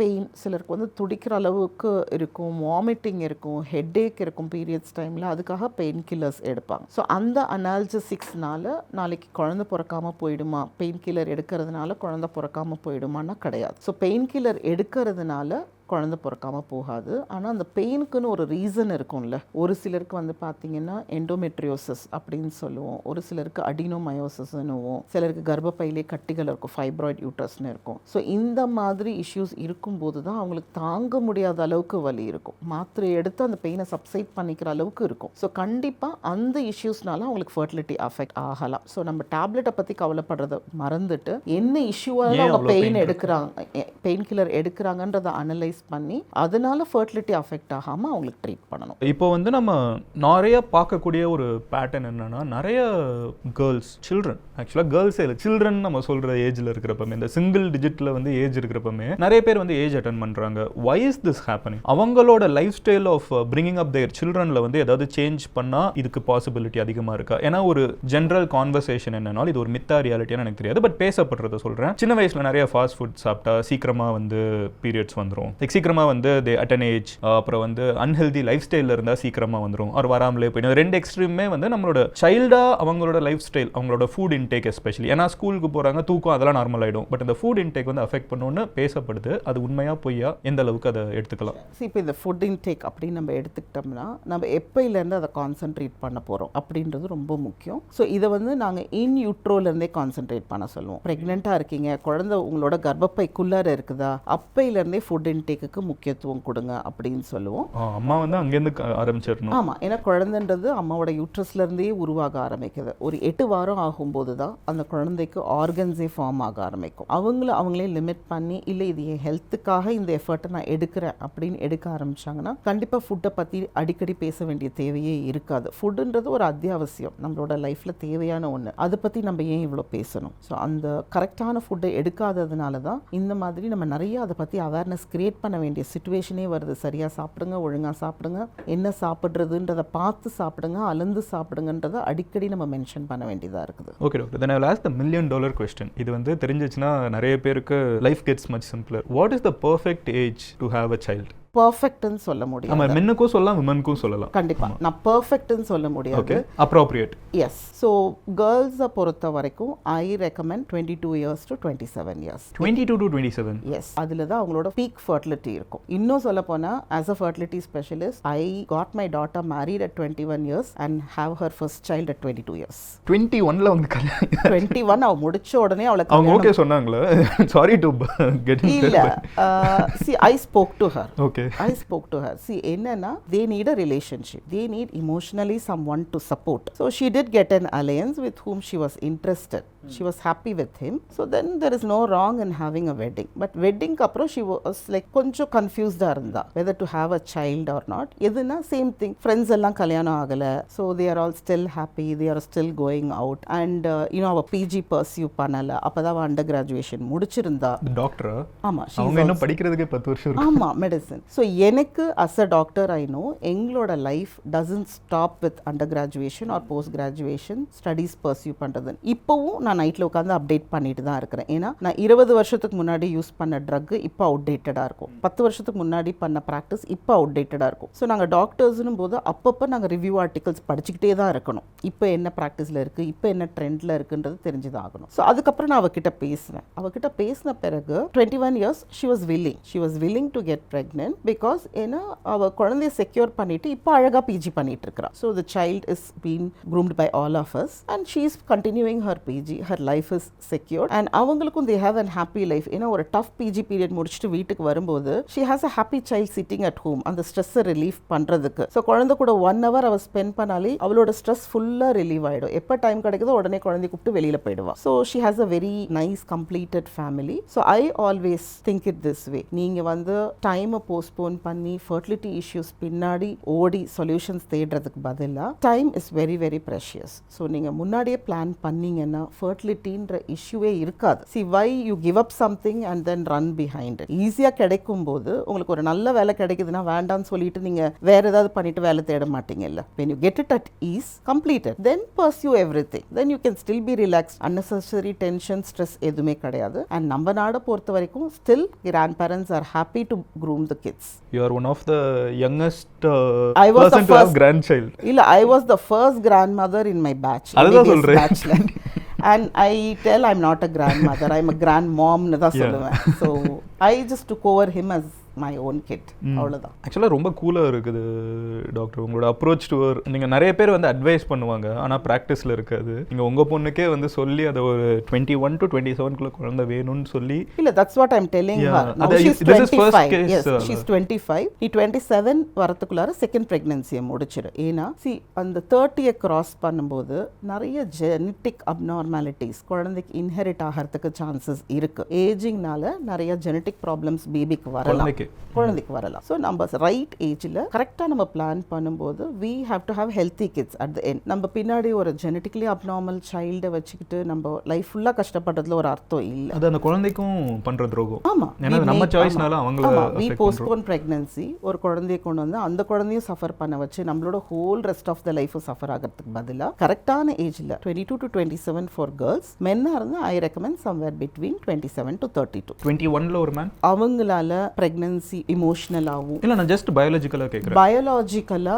once you start producing mature sperms you are fit enough to have a child until 32. no until even 80 or For 85 yes until cap the வந்து அங்க கொஞ்சம் remove men are fertile for a long period unlike women. இப்போ பிறக்கிற குழந்தை அப்படின்னு நம்ம சொல்றப்போ நிறைய பேர் ஃபர்டிலிட்டிக்கு they come to clinics right. அதுல வரக்கூடிய மேஜர் ரீசன்ஸ் வந்து என்னவா இருக்காத நீங்க பாக்குறீங்க? சி மேஜர் ரீசன்ஸ் அப்படின்னும் போது பார்த்தீங்கன்னா அவங்க வந்த உடனே எங்களுக்கு தெரிஞ்சு அவங்களுக்கு கன்சல்டேஷனுக்கு கூட டைம் கிடையாது. இது டக்குன்னு என்ன சொல்யூஷன் சொல்லுங்க, என்ன ப்ராப்ளம் ரிசால்வ் பண்ணணும்னு சொல்லுங்க. They want immediate solutions, immediate answers. மிந்தி 2-3 வருஷம் 7-8 வருஷம் ஹாஸ்பிட்டலுக்கெல்லாம் போய் குழந்தைக்காக ஃபர்டிலிட்டி ட்ரீட்மெண்ட் போனவங்களா இருக்காங்க. பட் இப்போ என்னன்னா தே டோன்ட் ஹேவ் டைம், அவங்களோட ஒர்க்கை காம்ப்ரமைஸ் பண்ண முடியாது. ஸோ பேசிக்காக ஃபஸ்ட்டு வந்த உடனே நாங்கள் ஒரு ஸ்கேன் எடுத்துருவோம், ஒரு செமன் டெஸ்ட் எடுத்துருவோம். வந்த ஃபர்ஸ்ட் டேவே ரீசன்ட் ரிப்போர்ட்ஸ் எதுவுமே இல்லைன்னா இதை எடுத்துருவோம். இதுலேயே 2 பேரோட ஃபர்டிலிட்டி இண்டெக்ஸ் எந்த அளவில் இருக்குன்னு எங்களுக்கு தெரிஞ்சிடும். இவங்களுக்கு வந்து எக் ரிசர்வ் எவ்வளோ இருக்குது, இவங்களுக்கு ஸ்பெர்ம் ஃபேக்டர் எவ்வளோ இருக்குது. இதுக்கப்புறம் ஒரு tubal patency test, tube blocks ஏதாவது இருக்குதான்னு தெரிஞ்சாலே என்ன ப்ராப்ளம்னு தெரிஞ்சிடும். பட் நம்ம என்ன புரிஞ்சுக்கணும்னா ஒரு 100 மென் வந்தாங்கன்னா அதில் வந்து 30 to 40% ஃபீமேல் ப்ராப்ளமாக இருக்கும், 30 to 40% மென் ரிலேட்டட் ப்ராப்ளமாக இருக்கும். ஒரு 20%ல 2 பேருக்குமே ப்ராப்ளம் இருக்கும், இல்லை எல்லாமே நார்மலாக இருக்கும். இருந்தாலும் it will be unexplained infertility. So equal dominance இருக்குது. மென் விமன் ப்ராப்ளம்ஸ்ன்றது இப்போ இருக்கக்கூடிய சொசைட்டி அண்ட் காலகட்டத்தில் வந்து ஈக்குவலாகவே இருக்குது. ஒருத்தருக்கு தான் ப்ராப்ளம் ஜாஸ்தி, ஒருத்தர் குறைவுன்னு சொல்கிற அளவில் இல்லை. அப்புறம் வந்து இப்போ நிறைய பேர் வந்து டேப்லெட்ஸ் எடுக்கிறத பார்க்க முடியுது டு அவாய்ட் கெட்டிங் ப்ரெக்னென்ட். அது நிறைய பேர் டேப்லெட்ஸ் எடுக்கிறாங்க, hormonal tablets or whatever tablets, especially premarital process of making லவ்வாக இருக்கலாம், ஆர் குழந்தை பிறக்கிறது தள்ளி போடணும்னு நினைக்கிறதா இருக்கலாம். Does this affect having children in future? இப்போது என்ன மாதிரி கான்ட்ரசெப்ஷன் யூஸ் பண்ணுறோம் அப்படின்றது ரொம்ப ரொம்ப எசென்ஷியல். பேரியர் மெத்தட்ஸ்ன்னு சொல்லுவோம், காண்டோம்ஸ், அதெல்லாம் அந்த ஆக்ட் வரைக்கும் தான். அதுக்கப்புறம் தெர் இஸ் நோ இம்பேக்ட். மெடிசன்ஸில் வந்து பார்த்தீங்கன்னா ஓரல் கான்ட்ரசெப்டிவ் பில்ஸ் இதெல்லாம் இருக்குது. லைக் ஒரு செக்ஷுவல் ஆக்டுக்கு அப்புறம் எமர்ஜென்சி பில்னு இருக்குது. இது எல்லாமே வந்து டெம்பரவரி தான். ஸோ இதை நம்ம வித்ட்ரா பண்ணி சில மாதங்களில் நம்மளுக்கு திரும்ப ஃபர்டிலிட்டி ரிவர்ஸ் ஆகிடும். அது ப்ராப்ளம் கிடையாது. பட் என்ன மெடிசன் எடுக்கிறோம், எப்படி எடுக்கிறோம் அப்படின்றத ஒரு கைனகாலஜிஸ்ட் கிட்ட கன்சல்ட் பண்ணிட்டு நம்ம எடுக்கிறதுன்றது நல்லது. நிறைய பேர் என்ன பண்ணுறாங்க, சாட் ஜிபிடியில் போட்டு அட்வைஸ் வாங்கிட்டு உடனே பண்ணுறாங்க. ஸோ அதை பண்ணக்கூடாது. சில இடங்கள்ல என்ன பார்க்குறோம்னா அன்வான்ட் ப்ரெக்னன்சிஸ், ப்ரெக்னென்ட் ஆயிடுறாங்க, அந்த ப்ரெக்னன்சி அவங்களுக்கு வேண்டாம் பல ரீசன்ஸ்க்காக. ஸோ அதை டெர்மினேட் பண்ணுறதுக்கு கூட கைனகாலஜிஸ்ட் கிட்ட வர மாட்டேங்கிறாங்க. அவங்களே மெடிசனை பர்ச்சேஸ் பண்ணி பண்ணி எடுத்துக்கிறாங்க. அது சில டைம் ரிஸ்கியாக ஆகிடலாம். ஏன்னா பேபி ஃபார்ம் ஆகிறது ஃபெலோப்பியன் டியூப்ஸில் தான் ஃபார்ம் ஆகும். அதுக்கப்புறம் தான் பேபி வந்து யூட்ரஸில் வந்து ஒட்டி வளரும். ஸோ அது பேபி டியூப்ல இருக்கா யூட்ரஸில் இருக்கானே தெரியாமல் எடுக்கிறதுனால சில டைம் அது எக்டாபிக் ப்ரெக்னன்சியாக இருந்தால் அங்கேயே ரப்சர் ஆகி இவங்களுக்கு லைஃப் கூட ரிஸ்கி ஆகிடலாம். ஸோ அந்த மாதிரி இருக்கும்போது ஆல்வேஸ் இந்தியாவை பொறுத்த வரைக்கும் நான் ஒன்றையும் என்ன சொல்வேன்னா, வி ஆர் பிளெஸ்ட். இன்னைக்கு நம்ம டாக்டரை பார்க்கணுன்னா கூட we can get an appointment. இப்போது அப்ராட்லலாம் பார்த்தீங்கன்னா they wait for months. ஒரு கைனகாலஜிஸ்ட்டை போய் பார்க்கணுன்னா எனக்கு 1.5 months கழிச்சு தான் கன்சல்டேஷன் இருக்குன்னுவாங்க. இங்கே அப்படி கிடையாது. we have easily accessible doctors. So கண்டிப்பாக இப்போ வந்து we have video consultations also. So video கன்சல்டேஷனில் கூட என்ன எடுக்கணும் எப்படி எடுக்கணுன்றதை கரெக்டாக கைடன்ஸ் கேட்டுட்டு எடுத்துக்கிட்டாங்கன்னா that should be perfect. Doctor, அதே மாதிரி வந்து இப்போ பெஸ்ட் கான்ட்ராசெப்டிவ்னா which would you suggest? See, if the men can handle it properly, then condom is good. ஏன்னா oral contraceptive pills womenக்கு இருக்கு, பட் அது சைக்கிளிக்கலாக எடுக்கணும், டெய்லி எடுக்கணும். அது எடுக்கிறதுனால அவங்களுக்கு கொஞ்சம் சால்ட் வாட்டர் ரிட்டென்ஷன் இருக்கும், மூட் ஸ்விங்ஸ் எல்லாம் வரும், கொஞ்சம் discomfort. It actually affects them in long run. Yes, affects them. கொஞ்சம் weight gain இருக்கும். To avoid all these things, if men can properly handle it, condom is easily usable, easily disposable. It's very easy to use. But ஏதாவது ஒன்று எடுத்துக்கிறது better. இப்போலாம் வந்து இம்ப்ளான்ஸும் இருக்குது. So implant நீங்கள் பண்ணிவிட்டு ஒரு பர்டிகுலர் பீரியட் எப்போ வரைக்கும் உங்களுக்கு பேபி வேணான்னு இருக்கீங்களோ விட்டுட்டு அதுக்கப்புறம் you can get the implant remove. But இம்ப்ளான்ட்லாம் நான் வந்து ஃபர்ஸ்ட் பேபிக்கும் ரெண்டாவது பேபிக்கும் நடுவில் இருக்கக்கூடிய கேப்க்கு நான் சஜஸ்ட் பண்ணுவேன். பட் ஃபர்ஸ்ட் பேபியவே தள்ளி போடுறதுக்கு நம்ம ட்ரை பண்ணுறோம். predominantly asking more about இந்த ப்ரீ-மேரிட்டல் செக்ஸ் ஆர் வந்து கல்யாணத்துக்கு அப்புறம் குழந்தை வேணாம்னு நினைக்கிறவங்களுக்கு நான் கேட்குறேன். ஓகே, ஸோ அதுக்கு வந்து I would suggest either using a physical barrier or using a oral contraceptive pill. இப்போ விமென்க்கும் வந்து டயஃப்ரம்ஸ் எல்லாம் இருக்கு, பட் ரொம்ப ப்ராக்டிஸில் அதெல்லாம் இன்னும் வரல. Okay, so condom is very safe, safest of all. Yes. அதை தாண்டி ஒருத்தங்க வந்து குழந்தை பெற்றுக்கணும்னு நினைக்கிறப்போ ஒருத்தங்க தள்ளி போடுறாங்க. ஜென்ரலாக இன்னைக்கு இருக்கிறது பேசுவோமே, பீப்புள் கெட் மேரிட் அட் 30. நார்மலைஸ் ஆகிட்டு இருக்குது இன்னைக்கு சிட்டிஸில். ப்ராபப்ளி இன்னும் ஒரு 10 வருஷத்தில் இதுதான் நம்ம தமிழ்நாடு ஃபுல்லாக பார்க்கலாம். ஒரு across Tamil culture, India world ஃபுல்லாகவே தமிழ்ஸ் வந்து குழந்தை பெற்றுக்கிறது வந்து நான் நிறைய பார்க்குறேன். மலேசியாவில், சிங்கப்பூரில், மிடில் ஈஸ்டில் ஒரு பேட்டர்ன் தெரியுது. கொஞ்சம் தள்ளி போடுறாங்க மொத்தமாகவே நம்ம கல்ச்சரில். அப்படி இருக்கிறப்போ மேக்ஸிமம் நம்ம வந்து என்ன ஏஜ் வரைக்கும் வந்து ஒருத்தங்க தள்ளி போடலாம், with help of doctors like you and without help of doctors like you? ரெண்டுமே பயாலஜிக்கல் கிளாக்ன்றது ஃபிக்ஸ்ட். ஒரு பர்டிகுலர் ஏஜில் நீங்கள் வந்து சைல்ட் பேரிங் பண்ணலைன்னா உங்களோட எக்ஸ் குறைய ஆரம்பிச்சிடும், ஸ்பெர்ம்ஸும் நாளடைவில் குறைய ஆரம்பிச்சிடும். ஸோ நீங்கள் வந்து கன்சல்டேஷனுக்கு எங்கள் கிட்டக்க வந்துட்டீங்க அப்படின்னா ஃபஸ்ட்டு நாங்கள் அசஸ் பண்ணுவோம் உங்களோட ரிசர்வ் எவ்வளோ இருக்குது, எக் எவ்வளோ ரிசர்வ் இருக்குது, ஸ்பெர்ம் எவ்வளோ ரிசர்வ் இருக்குது, உங்கள் ஹார்மோன்ஸ் எப்படி இருக்குன்னு பார்த்து நீங்கள் எவ்வளோ நாள் போஸ்ட்போன் பண்ணணும்னு நினைக்கிறீங்க அப்படின்றத பார்த்து இஸ் இட் டூவபிள். சரி, நீங்கள் வெயிட் பண்ணலாம், 1 வருஷம் தள்ளி போடுற, 2 வருஷம் தள்ளி போடுற. ஃபார் விமன் வந்து அந்த பயாலஜிக்கல் பேரியர் வந்து 27 நம்ம ஆல்ரெடி பேசணும். அப்படி கிடையாது.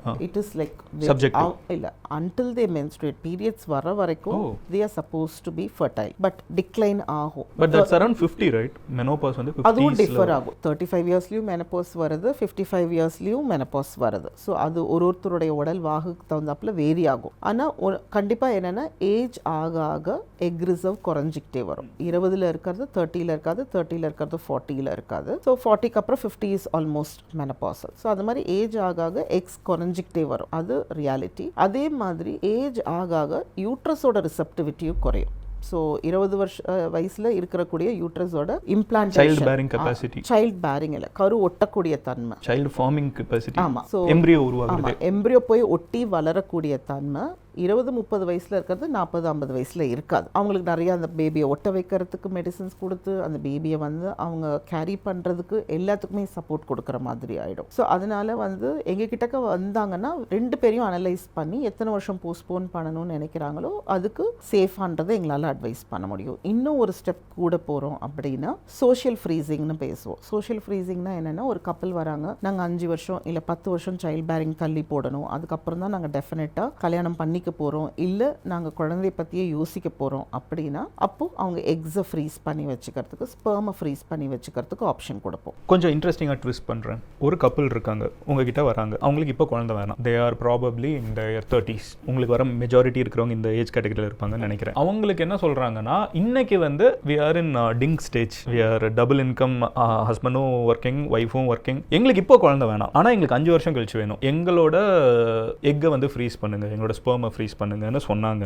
5 வருஷம் கழிச்சு குழந்தை பிறக்குமா? ஸோ அதுதான் நான் சொன்னேன். இப்போது 5 வருஷத்துக்கு முன்னாடி நாங்கள் ஃப்ரீஸ் பண்ணி வச்சுக்கிறோம், நாங்கள் ப்ரிசர்வ் பண்ணிக்கிறோம். ஆனால் 5 வருஷம் கழித்து அது குழந்தையாக மாறி ட்ரான்ஸ்ஃபர் பண்ணும்போது உங்களுக்கு கண்டிப்பாக குழந்தை பிறக்குன்றதுக்கு அஷூரன்ஸ் கிடையாது. ஸோ அதை புரிஞ்சுக்கணும். பட் இப்போ இருக்கக்கூடிய டெக்னாலஜி ரொம்பவே நல்லா இருக்குது. ஃப்ரீசிங், தாயிங், அதாவது ஒரு எக்கை ஃப்ரீஸ் பண்ணக்கூடியது திரும்ப அதை உயிரோட கொண்டு வரக்கூடிய டெக்னாலஜி சயின்டிஃபிக்காக நல்லாவே இம்ப்ரூவ் ஆகிருக்கு. ஆல்மோஸ்ட் 98% இருக்குது. நம்மளால் திரும்ப அதே எக்ஸை அதே குவாலிட்டிக்கு தா பண்ண முடியும், ஸ்பெர்ம்ஸ் அதே மாதிரி தா பண்ண முடியும். ஸோ எம்ப்ரியோவை கிரியேட் பண்ண முடியும், எல்லாமே பண்ண முடியும். பட் எம்ப்ரியோவை நம்ம ட்ரான்ஸ்ஃபர் பண்ணால் அது ஒட்டணுமா வளர வேண்டாமான்றது அவங்க பாடியை பொறுத்து அந்த எம்ப்ரியோ டிசைட் பண்ணும், நேச்சர் டிசைட் பண்ணும். ஒரு ஹைப்போதெட்டிக்கலாக ஒரு ஸ்பெர்மையும், இது ஹைப்போதெட்டிக்கல் தான், இது எவ்வளோ பாசிபிள்னு நீங்கள் தான் சொல்லணும். இன்னைக்கு வந்து ஒரு ஃப்ரோசன் ஸ்பெர்ம் இருக்குது, ஒரு ஃப்ரோசன் எக் இருக்குது. இவங்க 2 பேருமே இறந்து போயிடுறாங்க. ஆனால் அந்த ஃப்ரோசன் எக் இருக்குது, ஃப்ரோசன் ஸ்பெர்ம் இருக்குது. 100 இயர்ஸ் கழிச்சு இவங்களுக்கு ஒரு குழந்தைய பிறக்க வைக்க முடியுமா? இப்போ வந்து நம்ம புரிஞ்சுக்கணும், அந்த எக் அண்ட் ஸ்பெர்ம் வந்து அந்த பர்டிகுலர் கேர்ள் அண்ட் விமனோட அசெட். ஸோ 100 இயர்ஸ் கழிச்சு இவங்க 2 பேருமே உயிரோட இருக்க போறதில்லை. அதுதான் ரியாலிட்டி. இவங்களுடைய கன்சென்ட் என்ன அப்படின்றது ரொம்ப ரொம்ப let's assume they gave consent. இல்லை, இப்போ இருக்கக்கூடிய லீகல் லா பிரகாரம் அவங்க இறந்த பிறகு அவங்களோட மீன்ஸ் குழந்தைய வந்து இன்னொருத்தர் சுமக்கிறதுக்கு இப்போ இருக்கிற லால இடம் கிடையாது. ஆனால் இப்போ ஒரு ஃபர்டிலிட்டி கப்பல் வராங்க எங்க கிட்டக்க அப்படின்னும் போது லா என்ன சொல்லுதுன்னா, இந்த கோர்ஸ் ஆஃப் ட்ரீட்மெண்ட் நீங்கள் கொடுத்துக்கிட்டே இருக்கும்போது ஒருத்தர் இறந்துடுறாங்க, அவங்களோட எக்கோ ஸ்பெர்மும் உங்ககிட்ட இருக்கு. ஸோ நான் இறந்த பிறகு என்னோட எக் அண்ட் ஸ்பெர்மை வச்சு இன்னொருத்தர் குழந்தை பண்ணி பெற்றுக்கலாம் அப்படின்னு ஒரு பார்ட்னர் கொடுத்துட்டாங்கன்னா அவங்களோட கெமீட்டை நம்ம யூஸ் பண்ணலாம். இன்னைக்கு அதை பண்ண முடியும். இப்போ எங்க கிட்ட சில கப்பல் இருக்கிறாங்க, ஒரு கோர்ஸ் ஆஃப் ட்ரீட்மெண்ட்லேயே திடீர்னு ஹஸ்பண்ட் இறந்துட்டாருன்னு வருவாங்க. பாஸ்துமஸ் கன்சென்ட்னு சொல்லுவோம். அதாவது ஒருத்தர் தான் இறந்த பிறகு அவங்களுடைய அணுக்களை எப்படி யூஸ் பண்ணணும்னு கன்சென்ட் கொடுத்துருக்கலாம். அந்த மாதிரி கன்சென்ட் இருந்து ஹஸ்பண்ட் வந்து ஒருவேளை நான் இறந்த பிறகு என்னோட எக் ஸ்பெர்மை வச்சு என் ஒய்ஃப்க்கு நீங்கள் எக்கை ஃபர்டிலைஸ் பண்ணி பேபி உருவாக்கி அவங்க ப்ரெக்னென்ட் ஆகலான்னு கொடுத்துருந்தா அதை நம்ம பண்ணலாம். அதே மாதிரி ஒய்ஃபும் கன்சென்ட் கொடுத்துருந்தாங்கன்னா நம்ம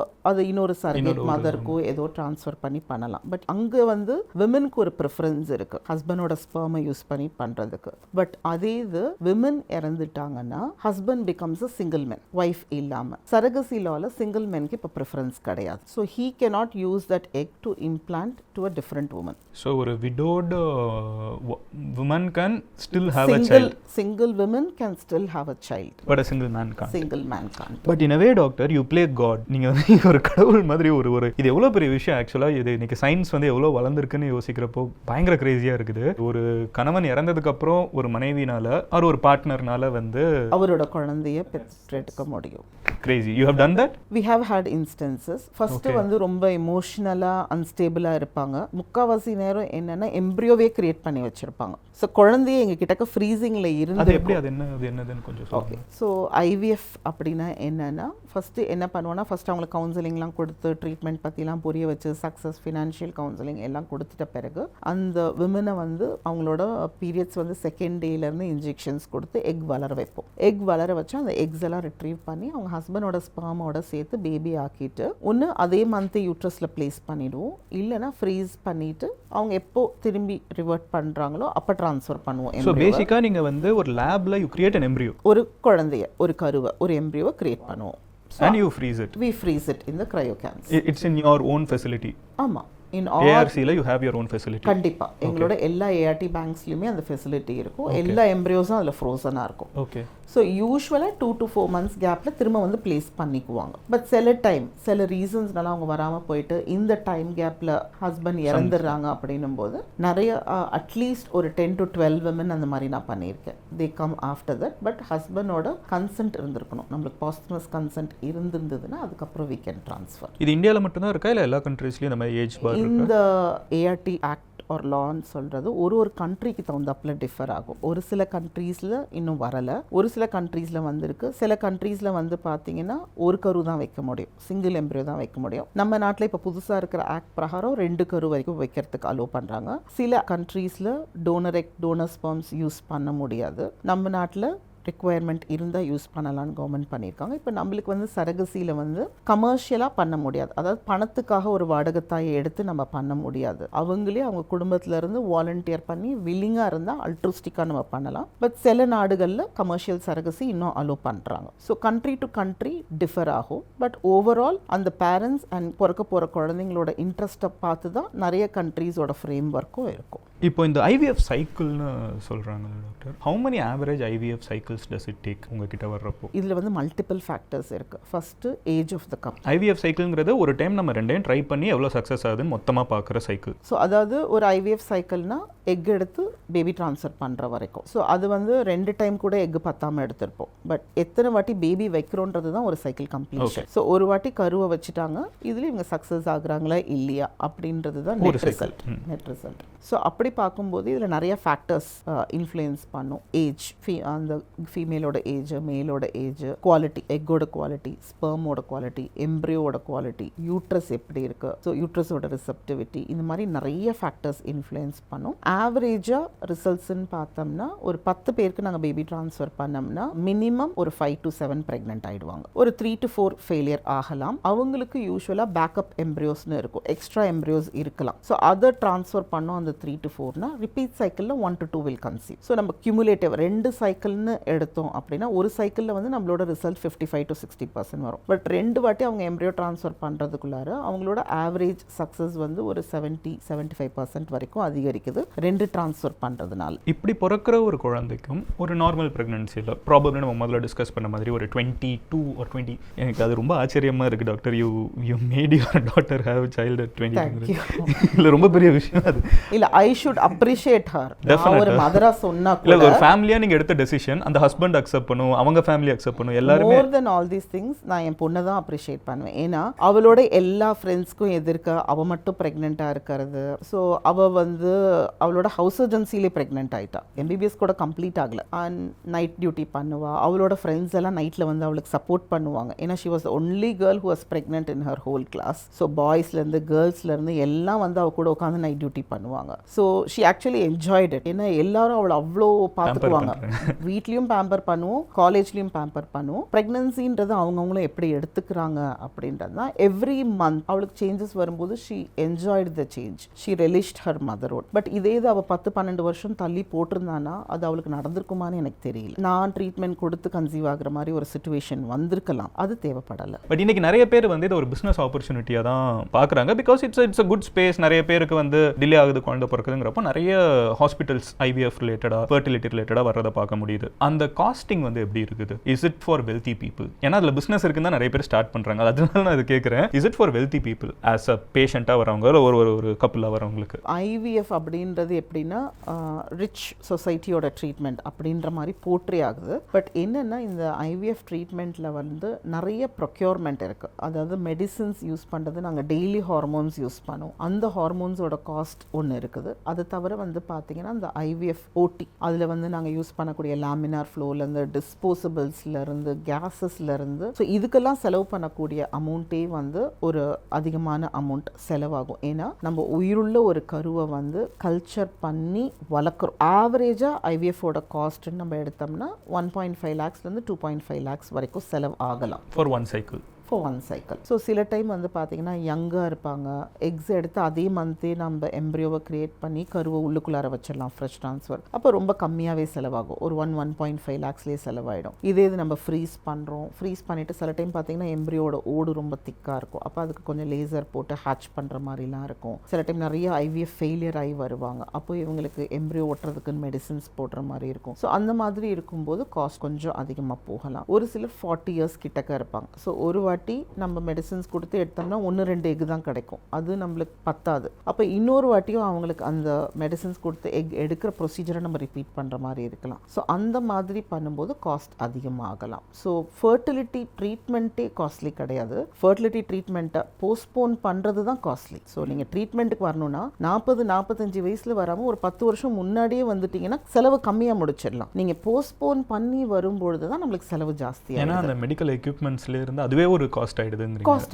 ஏன்னா எல்லாமே வந்து மெயின்டெனன்ஸ்னு ஒன்று இருக்கு, இல்லைன்னா நம்மளுக்கு எம்ப்ரியோ கல்ச்சரில் க்ரோத் நல்லா வராது. ஸோ மெஜாரிட்டி நம்ம யூஸ் பண்ணக்கூடியது டிஸ்போசபிளாக இருக்கும், ரீயூசபிள் கிடையாது. ஸோ அது மெயின்டைன் பண்ணுறதுக்குன்னே ஒரு காஸ்ட் இருக்கும். ஸோ நான் கப்பல் கிட்ட சொல்கிறது அதுதான், உங்களுக்கு கல்யாணம் ஆகி ஒரு 4 years வெயிட் பண்ணுறீங்களா, வெயிட் பண்ணுங்கள். உங்களுக்கு அதுக்கு மேலே நிற்கலைன்னா போஸ்ட்போன் பண்ணாதீங்க, சீக்கிரமாவது டாக்டர்ஸ் கிட்ட வாங்கன்றது தான் நாங்கள் அடிக்கடி சொல்கிறது. இதே மாதிரி டாக்டர் சில பேர் வந்து அட்வர்டைஸ்மெண்ட்டில் வந்து ஃப்ரீ ஐவிஎஃப் அப்படிங்கிறாங்க. அப்போ நம்ம கூட பேசுகிறப்ப சொன்னீங்க சில பேர் கோல்டு காயின்லாம் கொடுக்குறாங்க. இதெல்லாம் வந்து எப்படி பார்க்குறீங்க? முதல்ல எனக்கு லாஜிக்கலாக பேசுகிறப்பமே ஒரு ஐவிஎஃப் எப்படி ஃப்ரீயாக பண்ண முடியும்? ஃப்ரீயாக ஒருத்தங்க எனக்கு இந்த டம்ளர் தராங்கன்னு சொன்னால நான் யோசிப்பேன் எப்படி தர முடியும்? இந்த ப்ராசஸ் எப்படி பார்க்குறீங்க இன்னைக்கு கமர்ஷியல் ஃபர்டிலிட்டி இண்டஸ்ட்ரி? ஃப்ரீ ஐவிஎஃப்ன்றது கண்டிப்பாக சாத்தியமே கிடையாது. ஏன்னா அந்த ஐவிஎஃப் ட்ரீட்மெண்ட்டில் ஹார்மோன்ஸ், மீடியாஸ், டிஸ்போசபிள்ஸ் இது எல்லாமே ஒரு காஸ்ட் இருக்குது. இதுக்கு மேலே ப்ரொஃபஷனல் அசிஸ்டன்ஸ், வரக்கூடிய டாக்டர்ஸ், எம்ப்ரியாலஜிஸ்ட், நம்மளோட ஐவிஎஃப் ஓடியோட சார்ஜஸ் அப்படின்றதுக்கு ஒரு இது இருக்குது. ஸோ இது வந்து ஒரு மித்து தான், ஃப்ரீயாக ஐவிஎஃப் பண்ணி கொடுக்குறேன் அப்படின்னு. ஏன்னா நம்ம கவர்மெண்ட்டாலேயே ஃப்ரீயாக ஐவிஎஃப் பண்ணி கொடுக்க முடியல.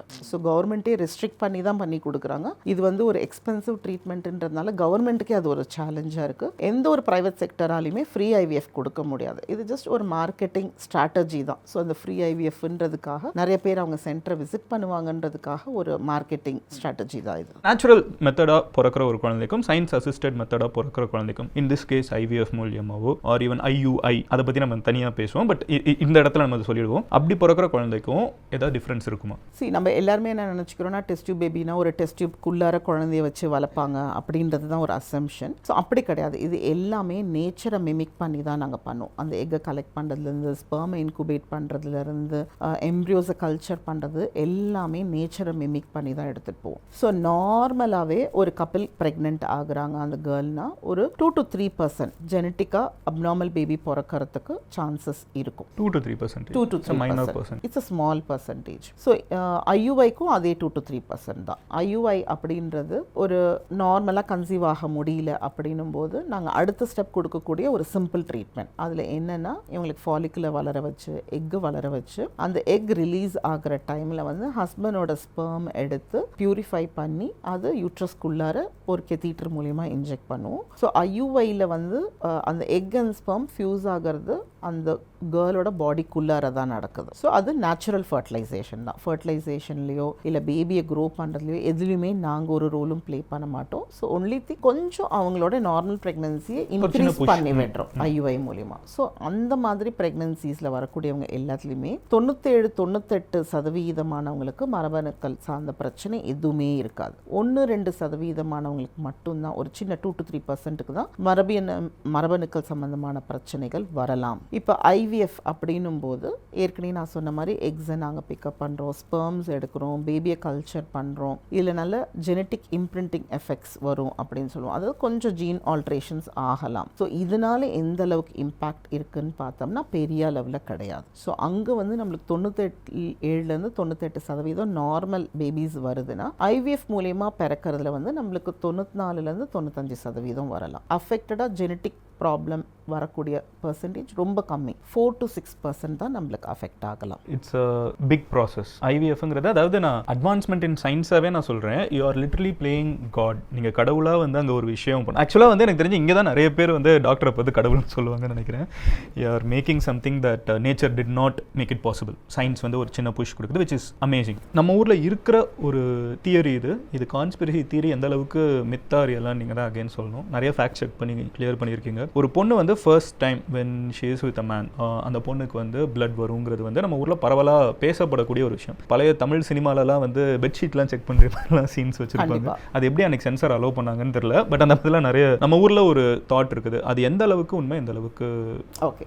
இது வந்து ஒரு பெரிய ட்ரெடிஷன். ஃபர்ஸ்ட் நைட்லேயே வந்து பார்த்தீங்கன்னா விமனுக்கு வந்து ஒயிட் சாரி ட்ரேப் பண்ணி தான் அனுப்புவாங்க. ஸோ ஒயிட் சாரி ட்ரேப் பண்ணி அனுப்புறதே வந்து அந்த ஃபர்ஸ்ட் இன்டர்கோர்ஸில் வந்து ப்ளீட் ஆகுதா அப்படின்றத செக் பண்ணுறதுக்கு. ஸோ இது வந்து ட்ரெடிஷ்னலாக ஏன் ஃபாலோ பண்ணாங்கன்னா, அந்த கப்பலுக்கு வந்து மெயினாக வந்து இன்டர்கோர்ஸ் எப்படி பண்ணணுன்றது தெரியுதா, அச்சீவ் பண்ணிட்டாங்களா, இதை எப்படி கண்டுபிடிக்க முடியும். ஸோ அவங்களுக்குள்ளார தாம்பத்திய உறவு ஏற்பட்டுடுச்சு அப்படின்றத மற்றவங்க புரிஞ்சிக்கிறதுக்காக இது ஒரு ட்ரெடிஷனாக கொண்டு வந்தாங்க. பட் ஹைமென் அப்படின்றது ரொம்ப ரொம்ப ஒரு ஃப்ளெக்சிபிளான ஒரு மெம்பரேன் தான். அது இப்போ இருக்க காலகட்டத்தில் வந்து பார்த்தீங்கன்னா சின்ன வயசுலேருந்தே சைக்கிளிங் பண்ணுறது, ரன்னிங் பண்ணுறது, நிறைய activities, yoga, stretching, gym activities இதெல்லாம் பண்ணுறதுல அந்த மெம்பரேன் வந்து ஈஸியாகவே வந்து டேர் ஆகிடுது. நிறைய பேருக்கு வந்து அந்த ஃபர்ஸ்ட் இன்டர்கோர்ஸ் அப்போ ப்ளீட் ஆகிறது கிடையாது. ஸோ அந்த மாதிரி அந்த ப்ளீடிங் வரலை ஃபஸ்ட்டு டைம் அவங்க தாம்பத்திய உறவு மேற்கொள்கிறதுனால அப்படின்னா அவங்க வர்ஜின் கிடையாதுன்றது அர்த்தம் கிடையாது. அதை கண்டிப்பாக நம்ம புரிஞ்சுக்கணும். ஸோ இப்போது எனக்கு தெரிஞ்சு இன்னும் அந்த ட்ரெடிஷன் ஃபாலோ பண்ணுறாங்களா நிறைய இடத்துலன்றது தெரியல. பட் இந்த அவேர்னஸ் வந்து கண்டிப்பாக வந்து சொசைட்டியில் நிறைய பேருக்கு தெரியணும். சில கேசஸில் நீங்களே கூட sometimes you might have come across பையனும் பயங்கர ஹெல்த்தியாக இருப்பாங்க, பொண்ணும் பயங்கர ஹெல்த்தியாக இருப்பாங்க, ஆனால் அவங்க ஏனோ ப்ரெக்னென்ட் ஆகாமலே இருப்பாங்க. அது எதனால் இருக்கும் அந்த மாதிரி situations? How do you handle? Okay, நீங்கள் வந்து இந்த ரீசன்ஸ் ஃபார் இன்ஃபர்டிலிட்டி பார்த்தாலே இந்த 40% மென் விமன், 40% மென் 40% விமன் போக ஒரு 20% நம்மளுக்கு வந்து 2 பேருமா இருக்கலாம், இல்லை அன்எக்ஸ்பிளைன்டாக இருக்கலாம் அப்படின்னு நம்ம பேசணும். ஸோ அந்த அன்எக்ஸ்பிளைன்ட் இன்ஃபர்டிலிட்டினா என்னென்னா, நீங்கள் பிளட் டெஸ்ட் எடுக்கிறீங்க, ஸ்கேன் எடுக்கிறீங்க, செமன் எடுக்கிறீங்க, கருக்குழாய் அடைப்பு இருக்கான்னு பார்க்குறீங்க, எதுவுமே இல்லை, என்ன டெஸ்ட் பண்ணிங்கனாலும் எல்லாமே நார்மலாக இருக்கும், ஆனாலும் குழந்தை நிற்காது. இது என்ன அர்த்தம்னா அவங்களுக்கு மைக்ரோஸ்கோபிக் ரீசனாக ஏதாவது இருக்கலாம். அந்த விமனோட எக் வந்து ரொம்ப அந்த அவுட்டர் லேயர் ரொம்ப திக்காக இருக்கலாம், ஸ்பெர்ம் உள்ளுக்குள்ளார வந்து பெனிட்ரேட் ஆகி போக முடியாத அளவுக்கு இருக்கலாம். அப்போ என்ன ஆகும்னா அந்த எக் அண்ட் ஸ்பெர்மே ஃபியூஸ் ஆகாது, ஃபர்டிலைசேஷனே ஆகாது, அந்த மாதிரி ரீசனாக இருக்கலாம். இல்லை எக்கோட குவாலிட்டி ரொம்ப மோசமாக இருக்கலாம். ஸ்பெர்மோட டிஎன்ஏ கண்டென்ட் ரொம்ப முக்கியம். ஸோ ஸ்பெர்மோட டிஎன்ஏ கண்டென்ட் அஃபெக்ட் ஆகிருக்கலாம். இந்த மாதிரி ரொம்ப முக்கியமான இன்ட்ரிகேட் இஷ்யூஸ்னால ஃபர்டிலைசேஷனே அந்த எக் அண்ட் ஸ்பெர்ம் ஃபியூஸ் ஆகிறதே பிளாக் ஆகிறதுனால வெளியில் பார்த்தா எல்லாமே நார்மலாக இருக்கும், ஆனால் ப்ரெக்னென்சி ஏற்படாது. ஒரு வாட்டி கூட ப்ரெக்னென்ட் ஆகிருக்க மாட்டாங்க பல வருஷங்கள் ஆனாலும். ஒரு சின்ன ப்ரெக்னென்சி ஆகி மிஸ்கேரேஜ் ஆன சைன் கூட இருக்காது அவங்களுக்குலாம். ஸோ அந்த மாதிரி இருக்கவங்களுக்கு டெஸ்ட் டியூப் பேபியில் ரொம்ப நல்ல ரிசல்ட்ஸ், அதுலேயும் இக்ஸியில் ரொம்பவே நல்ல ரிசல்ட்ஸ் கிடைக்கும். இந்த சாட் ஜிபிடி, கூகுள் இன்னைக்கு வந்து people are extremely என்ன சொல்ல, they can have their own personal talk about their health, everything. அது உங்களுக்கு பிரச்சனை ஆகுதா? கண்டிப்பா. ஏன்னா வரும்பொழுது என்னன்னா நிறைய இன்ஃபர்மேஷனோட வருவாங்க. ஒரு கப்பல் எங்க கிட்டக்க வரும்போது ஏன்னா வரதுக்குள்ளாரியே அவங்க ரிப்போர்ட் எல்லாம் போட்டிருப்பாங்க, அனலைஸ் பண்ணியிருப்பாங்க, சஜஷன், அதுக்கப்புறம் அடுத்த லைன் ஆஃப் ட்ரீட்மெண்ட் எல்லாமே தெரிஞ்சுட்டு வருவாங்க. பட் என்னன்னா everything AI cannot predict. I don't say what ever AI சொல்கிறது எல்லாமே தப்புன்னெலாம் நான் சொல்லலை. நல்லா இவங்களுக்கு இன்ஃபர்மேஷன்ஸ் கேதர் பண்ணுறாங்க. எங்களோட counselling becomes a bit easier. ஏன்னா அவங்க எல்லாமே தெரிஞ்சே வராங்க எங்கள் கிட்டக்க வரும்போது. பட் அவங்க வந்து இந்த ஏஐ சொன்னதே தான் திரும்ப திரும்ப மென்ஷன் பண்ணி எங்களுக்கு இப்படி தான் வேணும் அப்படின்றதுல ரொம்ப பர்டிகுலராக இருப்பாங்க. ஸோ எவ்ரிதிங் ஒரு ஆர்டிஃபிஷியல் இன்டெலிஜென்ஸில் ப்ரெடிக்ட் பண்ண முடியாது. அதுக்கு மேலே எங்களோட எக்ஸ்பீரியன்ஸ்னு ஒன்று இருக்குது. We have walked with so many couple, dealt with so many couple. So அவங்க கூட நிறைய கப்பிளை நாங்கள் டீல் பண்ணதுனால இது இப்படி தான் போகும்னு எங்களுக்கு தெரியும். That experience also really matters. So அது எங்களுக்கு வந்து புரிய வைக்கக்கூடியது தான். இப்போ இருக்க இந்த கூகுள் டாக்டர்ஸை நாங்கள் ஜெயிச்சாதான் எங்களுக்கு ப்ராக்டிஸ் இருக்குன்னு இருக்கு. கூகுள் டாக்டர்ஸ் கூட போராடும் போதே இன்னொரு சாட் ஜிபிடி டாக்டர்ஸும் வந்துட்டாங்க. ஸோ இவங்களெல்லாம் நாங்கள் ஜெயிச்சு கன்வின்ஸ் பண்ணி கப்பில் வந்து ஃபர்டிலிட்டி ட்ரீட்மெண்ட்க்கு எடுத்துகிட்டு போக வேண்டியதாக இருக்குது. அப்பா அம்மா கல்யாணமானவங்க குழந்தை வேணும்னு நினைக்கிறது ஒன்று இருக்குது, ஃபர்ஸ்ட் சைல்டு, செகண்ட் சைல்டு. ஒரு பாட்டி தாத்தா வந்து பேர குழந்தை வேணும்னு நினைக்கிறது ஒன்று இருக்குது. But you as a doctor 55,000 கப்பிளுக்கு வந்து குழந்தை பெற்று கொடுத்துருக்கீங்க. ஏன் ஒருத்தங்க குழந்தை பெற்றுக்கணும்னு நினைக்கிறீங்க? இது நீங்கள் என்னோட பெர்ஸ்பெக்டிவ்லேருந்து கேட்குறீங்களா, சொசைட்டியோட பெர்ஸ்பெக்டிவ்?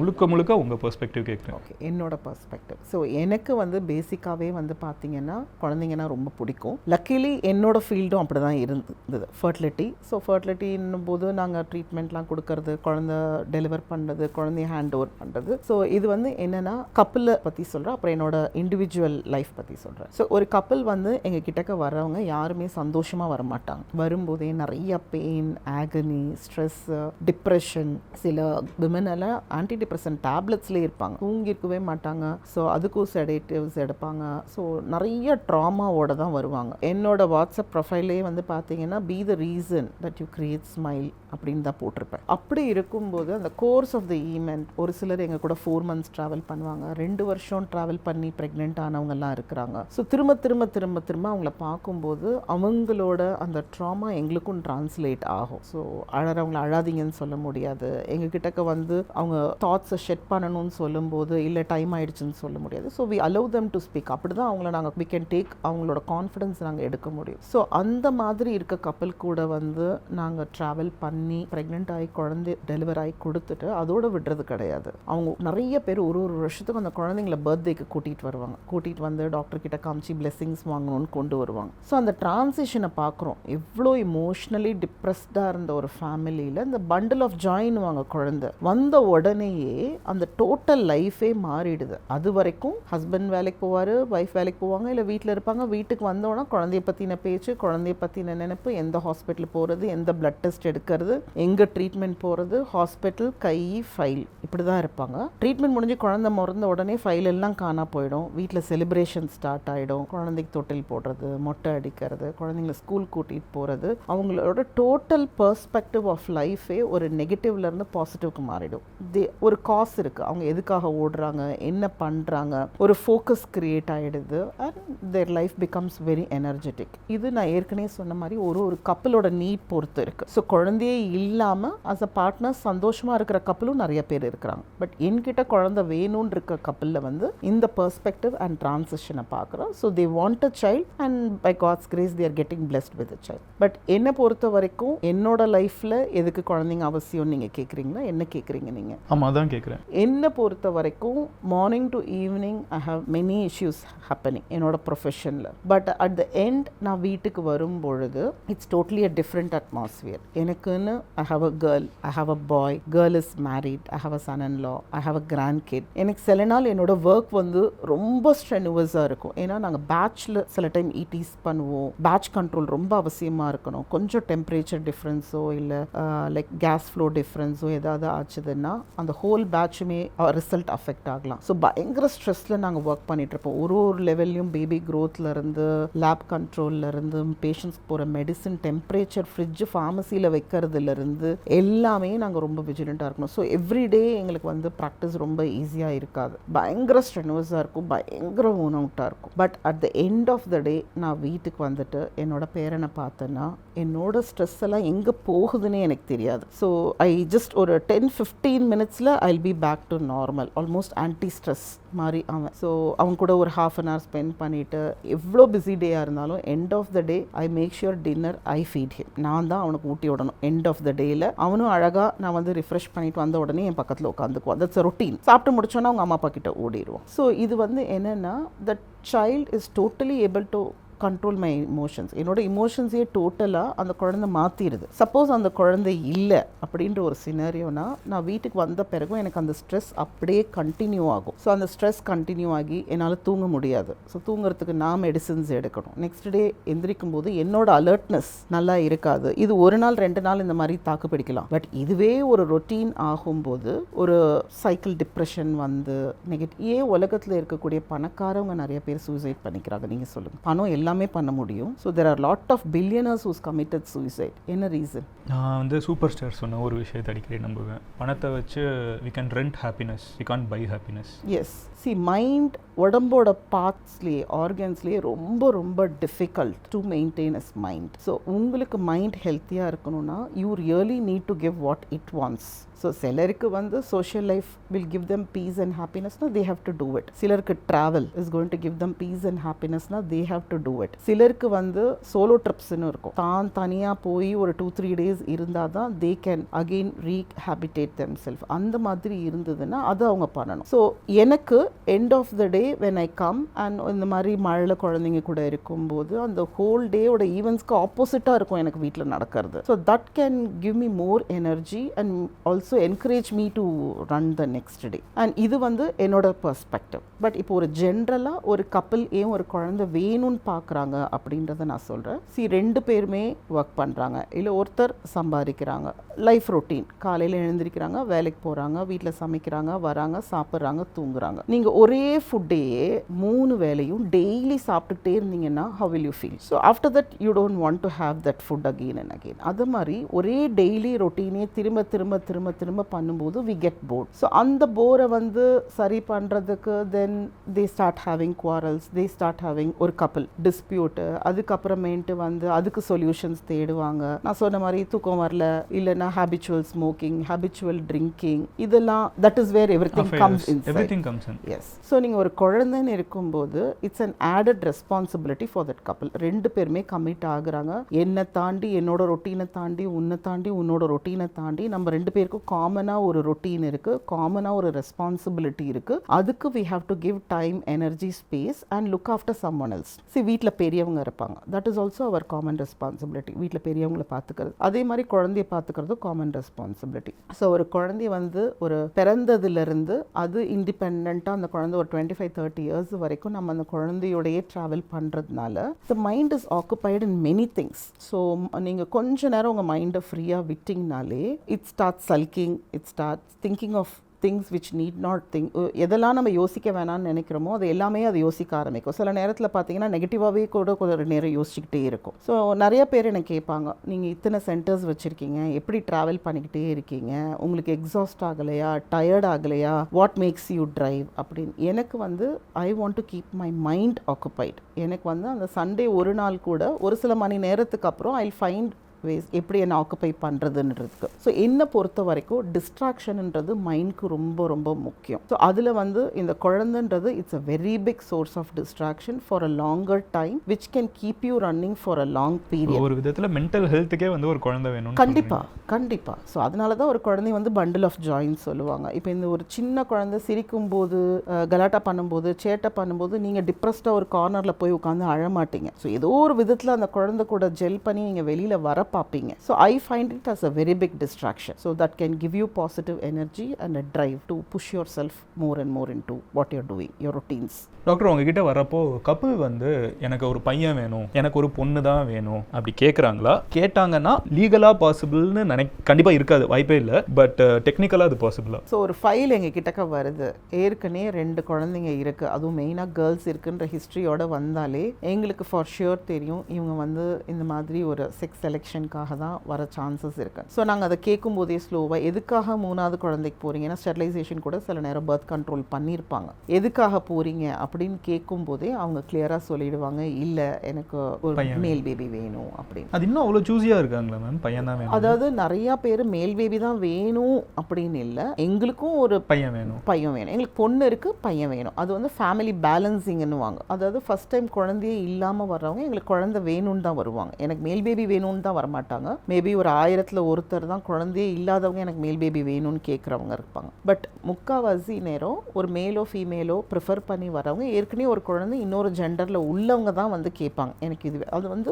வெளிநாடுகளில் ஃபேமிலி பேலன்சிங்னு சொல்லுவாங்க. அது அந்த கவர்மெண்ட் அலோவ் பண்ணுறாங்க. உனக்கு ஒரு மேல் பேபி இருக்கா, சரி அடுத்து நீ செலக்ட் பண்ணி ஒரு ஃபீமேல் பேபி எடுத்துக்கோ, இல்லை உனக்கு ஃபீமேல் இருக்கா மேல் எடுத்துக்கோன்றதை கவர்மெண்ட் அலோவ் பண்ணுறாங்க. பட் நம்ம நாடை பொறுத்த வரைக்கும் செக்ஸ் செலெக்ஷன் அலோட் கிடையாது. நம்ம கவர்மெண்ட் வந்து ஃபேமிலி பேலன்சிங்கையும் அலோவ் பண்ணுறது கிடையாது. ஏன்னா ஒரு டைம் நம்ம ரேஷியோ பார்க்கும்போது மிஸ்மேட்ச் ரேட்ஸ் ரொம்ப அதிகமாக இருந்தது. ரொம்பவே வந்து கேர்ள் பேபிஸோட ரேஷியோ குறைவாக இருந்தது, மேல் பேபிஸோட ரேஷியோ ரொம்ப அதிகமாக இருந்தது. ஸோ எப்பொழுதுமே population has to be equal. So அப்போ தான் மேரேஜ், ஃப்யூச்சர் ஃப்ரெட்டர்னிட்டி இது எல்லாமே வந்து கீப் அப் பண்ண முடியும். ஸோ ஒரு செக்ஸ் மட்டுமே ரொம்ப அதிகமாக இருந்ததுன்னா ஃப்யூச்சரில் வந்து எல்லாமே அஃபெக்ட் ஆகும். அதுக்காக தான் நம்ம கவர்மெண்ட் வந்து ரொம்ப ஸ்ட்ரிக்டாக PCPNDT ஆக்டை கொண்டு வந்தாங்க. ஸோ நாங்களும் வந்து as doctors we welcome that. ஏன்னா நாங்கள் டே டு டே ப்ராக்டிஸில் பார்க்கும்போது வி ஆர் லுக்கிங் எந்த அளவுக்கு இன்னும் ஜெண்டர் செலெக்ஷனுக்கு இம்பார்ட்டன்ஸ் கொடுக்குறாங்க. இப்போ எப்படி டிரான்சிஷன் இருக்குதுன்னா ஃபீமேல் பெண் குழந்தை இருக்கிறது எங்களுக்கு ப்ராப்ளம் கிடையாது, ஆனால் எங்களுக்கு ஒரு ஆண் குழந்தை வேணும். எனக்கு ஏற்கனவே 2 ஆண் குழந்தைங்க இருக்கிறாங்க, எனக்கு பாய்ஸ் இருக்கிறது பிரச்சனை இல்லை, பட் எனக்கு கேர்ளும் வேணுன்ற மாதிரி தான் வராங்க. ஸோ அது ஆக்சுவலாக அவங்களோட ஆங்கிள்லேருந்து பெர்ஸ்பெக்டிவ்லேருந்து பார்க்கும்போது அது கரெக்ட். இது இருக்குது இன்னொன்று வேணும் ஆசைப்படுறதுல தப்பு கிடையாது. பட் கவர்மெண்ட் ஸ்ட்ரிக்டாக இருக்கிறதும் ரொம்பவே சரி. அப்படி இல்லைன்னா ஒரு மென்னுக்கு ஒரு விமன்ற ரேஷியோவை நம்மளால கீப் அப் பண்ண முடியாது. நம்ம டெக்னிக்கலாக அது பாசிபிளா? ஜஸ்ட் பியூர் சயின்ஸ் இன்ட்ரெஸ்ட்ல கேட்குறேன். டெக்னிக்கலாக பாசிபிள், நம்ம நாட்டில் நாட் பாசிபிள். பட் வெளிநாடுகளில் பண்ணுறாங்க. ஸோ அவங்க ஜெண்டரை செலக்ட் பண்ணி பண்ணலாம். நம்ம நாட்டில் கவர்மெண்ட் எப்படி கிளாஸ் கொடுத்துருக்காங்க அப்படின்னா சில ஜெனட்டிக் ப்ராப்ளம் வந்து ப்ரிபாண்டரன்ஸ் இருக்கும் மேல் பேபிஸில் ஃபீமேல் பேபிஸில். அந்த மாதிரி ஒரு சிச்சுவேஷன் இருந்தால் தான் நம்ம செக் பண்ண முடியுமே தவிர, பட் யூஸ்வலாக it's not allowed. To add on to that matter, doctor ma'am. எனக்கு தெரிஞ்சு I am a girl baby's dad and I think it's the best child. All dads are for girl babies. எனக்கு ஒரு பையன் பிறந்தா எப்படி இருக்கும்னு எனக்கு தெரியாது, அது என்ன ஃபீல்னு எனக்கு தெரியாது. மதன் மாதிரி இருக்கும். ஆனால் வந்து எனக்கு ஒரு பொண்ணு பிறக்கிறது வந்து I think it changes me as a man கம்ப்ளீட்டாக. இதை மேபி பார்த்துட்டு இருக்கவங்க யாராவது இருந்தீங்கன்னா, if there is a girl child there is nothing like it. அது நான் சொல்லிடுறேன் இங்கே. That's the best thing to be a dad too. அடுத்து மேம், ரிலேட்டிவ்ஸ்குள்ளே வந்து கல்யாணம் பண்ணுறாங்கல்ல, how do you see that? Is that okay? Fertility wise குழந்தை பிறக்கிறது வந்து அது ஓகேவா? ஏன்னா ஒரு விஷயம் சொல்லுவாங்க, சொந்தக்காரங்களுக்குள்ள கல்யாணம் பண்ணால் அந்த குழந்தைக்கு வந்து சம் இஷ்யூஸ் இருக்கலாம் அப்படின்னு சொல்லுவாங்க. இது மித்தா ரியலா? இது வந்து மெத்துன்னு தான் சொல்லலாம். அப்சல்யூட்டா சொந்தத்தில் கல்யாணம் பண்ணுறது, கன்சாங்குனஸ் மேரேஜ் பண்ணால் எல்லாருக்குமே அப்நார்மல் சைல்டு வரும், டிஃபெக்டிவ் சைல்டு வரும். இப்போ அந்த அளவுக்கு ஒரு நினைப்புக்கு போயிட்டாங்க எல்லாரும். அப்படி கிடையாது. சில ஃபேமிலிஸில் வந்து சில இஷ்யூ உள்ள ஜீன்ஸ் இருக்கும், கேரியராக இருப்பாங்க, அது வந்து ரிசசிவாக இருக்கும். அதாவது ஆக்ட் பண்ணாமல் அவங்களாம் நார்மலாக இருப்பாங்க. பட் ஒரு சொந்தத்துக்குள்ளாரே கல்யாணம் ஆகும்போது 2 பேர்கிட்டையும் அந்த ரிசசிவாக இருக்கக்கூடிய ஜீன் குழந்தைக்கு போகலாம். அப்போ அந்த குழந்தை அஃபெக்ட் ஆகும். நார்மலாக பண்ணக்கூடிய வெட்டிங்ஸில் 2% எஃபெக்ட் இருக்குது.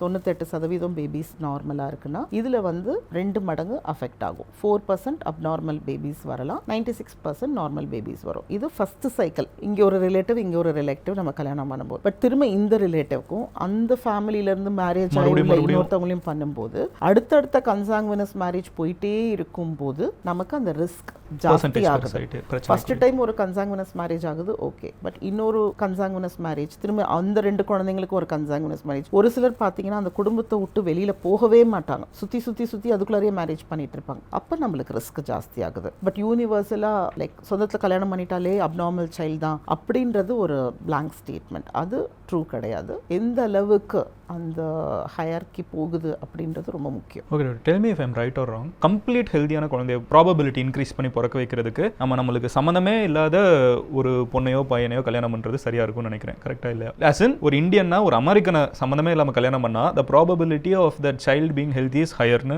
நான் நினைக்கிறேன். ஏன்னா அந்த ஜீன் பூல் வந்து கம்ப்ளீட்டா வேறையா இருக்கும். அப்படி அது ஓகேவா? அது கரெக்டான லாஜிக்கா இல்லை தப்பான லாஜிக்கா? அது தப்பான லாஜிக்னு சொல்லலாம். ஏன்னா நீங்க கேரி பண்றவங்க ஏதாவது ஒரு பெரிய ஒரு டிசீஸ்க்கு வந்து ஒரு டாமினன்ட் ஜீன் கேரி பண்றவங்களா கூட இருப்பாங்க. ஸோ ஒருத்தர் டாமினன்ட் ஜீன் கேரி பண்ணால் கூட பிறக்க போகிற குழந்தையில் 4 குழந்தை பிறந்தா 2 குழந்தை அஃபெக்ட் ஆகும். ஸோ நம்மளால் எல்லா டிசீசஸையும் ஸ்க்ரீன் பண்ண முடியாது. யார் யார் உடம்புக்குள்ளார என்னென்ன இருக்குன்றது நம்மளுக்கு தெரியாது. ஸோ நம்மளால் ஓரளவுக்கு தான் ஸ்க்ரீன் பண்ண முடியும், வாட்ச் அவுட் பண்ண முடியும், ப்ராப்ளம் இல்லாமல் ஹெல்த்தி பேபி வரணும் அப்படின்றதுக்கு. பட் எல்லாத்தையும் ஸ்க்ரீன் பண்ணி டோட்டலாக நாடு விட்டு நாடு நம்ம பார்க்குறீங்களா நீங்கள் அலையன்ஸ்ன்னு எனக்கு தெரியல. கல்யாணம் ஆயிடுச்சு, அதான் குழந்தை இருக்கு. Okay, sorry.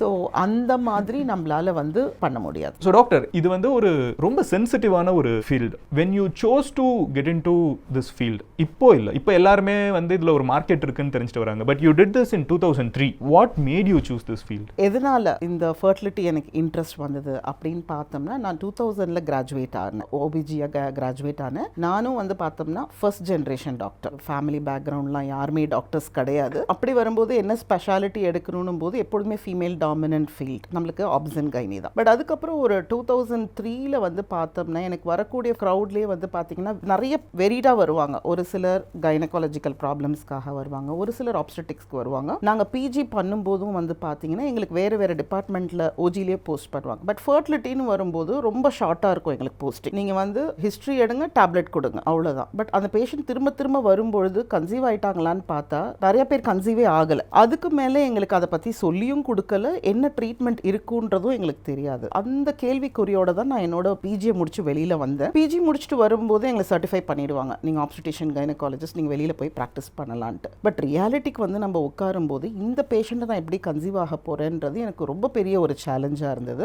அண்ட் பேஷண்ட்ஸ் வந்து என்னென்னா ஓபிஜியை பொறுத்த வரைக்கும் ஒரு ட்ரஸ்ட். இந்த டாக்டர் ஒரு கைராசியான டாக்டர்னு ஏதாவது ஒரு இதில் எக்ஸ்பீரியன்ஸ் பண்ணிட்டாங்கன்னா அவங்க ஃபுல் ஃபேமிலியும் A to Z எந்த பிரச்சனையாக இருந்தாலும் நம்ம கிட்ட தான் வருவாங்க, நம்ம அதுக்கு சொல்யூஷன் கொடுத்தே ஆகணும், நம்மளை விட்டு வெளியில் போக மாட்டாங்க. ஸோ அப்படி இருக்கும்போது எனக்குன்னு ஒரு குரூப் ஃபார்ம் ஆக ஆரம்பிச்சிருச்சு. நம்ம டாக்டர் கிட்ட போனால் குழந்தை நின்றுடும். அது அவங்க ஒரு ட்ரஸ்ட்டில் வர ஆரம்பிச்சிட்டாங்க. இருக்காங்க. அந்த ட்ரஸ்ட் யூஸ்வலாக நான் அதுதான் என் பேஷண்ட்ஸ்க்கும் சொல்லுவேன், ட்ரஸ்ட் டஸ் மிராக்கிள்ஸ். அவங்களோட ட்ரஸ்ட்லேயே வந்து பார்த்தா நான் ஒன்றுமே பெருசாக பண்ணியிருக்க மாட்டேன், ஆனால் கல்யாணம் ஆகி 8 வருஷம் 10 வருஷத்தில் பாசிட்டிவ் ப்ரெக்னன்சி வந்துடும், டாக்டர் உங்ககிட்ட வந்து தான் பாசிட்டிவ் வந்துருச்சு அப்படின்னு சொல்லுவாங்க. ஸோ இது என்னை ரொம்ப என்கரேஜ் பண்ண ஆரம்பிச்சிருச்சு. பட் ஒரு குரூப்புக்கு வந்து ஒன்றுமே சொல்யூஷன் கொடுக்க முடியல. அப்போ நான் வந்து ஃபர்டிலிட்டி எக்ஸ்ப்ளோர் பண்ண ஆரம்பித்தேன். ஏன்னா 2003லலாம் ரொம்ப கம்மி ஃபர்டிலிட்டி ஸ்பெஷலிஸ்ட். ஃபர்டிலிட்டின்ற ஃபீல்டே ரொம்ப வந்து ரினவுண்டாக கிடையாது. ரொம்ப ஒரு 3-4 டாக்டர்ஸ் தான் ஃபர்டிலிட்டியை ஆக்டிவாக ப்ராக்டிஸ் பண்ணிட்டு இருந்தாங்க. அப்போது இதை நான் ரொம்ப எக்ஸ்ப்ளோர் பண்ண ஆரம்பிச்சு என்னோட பேஷண்ட்ஸ்க்கு நான் என்ன பண்ண போகிறேன் அப்படின்றத பார்க்கும்போது தான் தெரிஞ்சுது, it was a huge population who needed fertility care way back in 2003. அப்போ வந்து it was a very big crowd. நிறைய கைனகாலஜிஸ்ட் இருந்தாங்க, நிறைய ஆப்ஸ்டடிஷியன் இருந்தாங்க, பட் ஃபர்டிலிட்டி ஸ்பெஷலிஸ்ட்னு யாருமே கிடையாது. ஃபர்டிலிட்டி இஷ்யூஸை பார்க்கறதுக்குன்னு யாருமே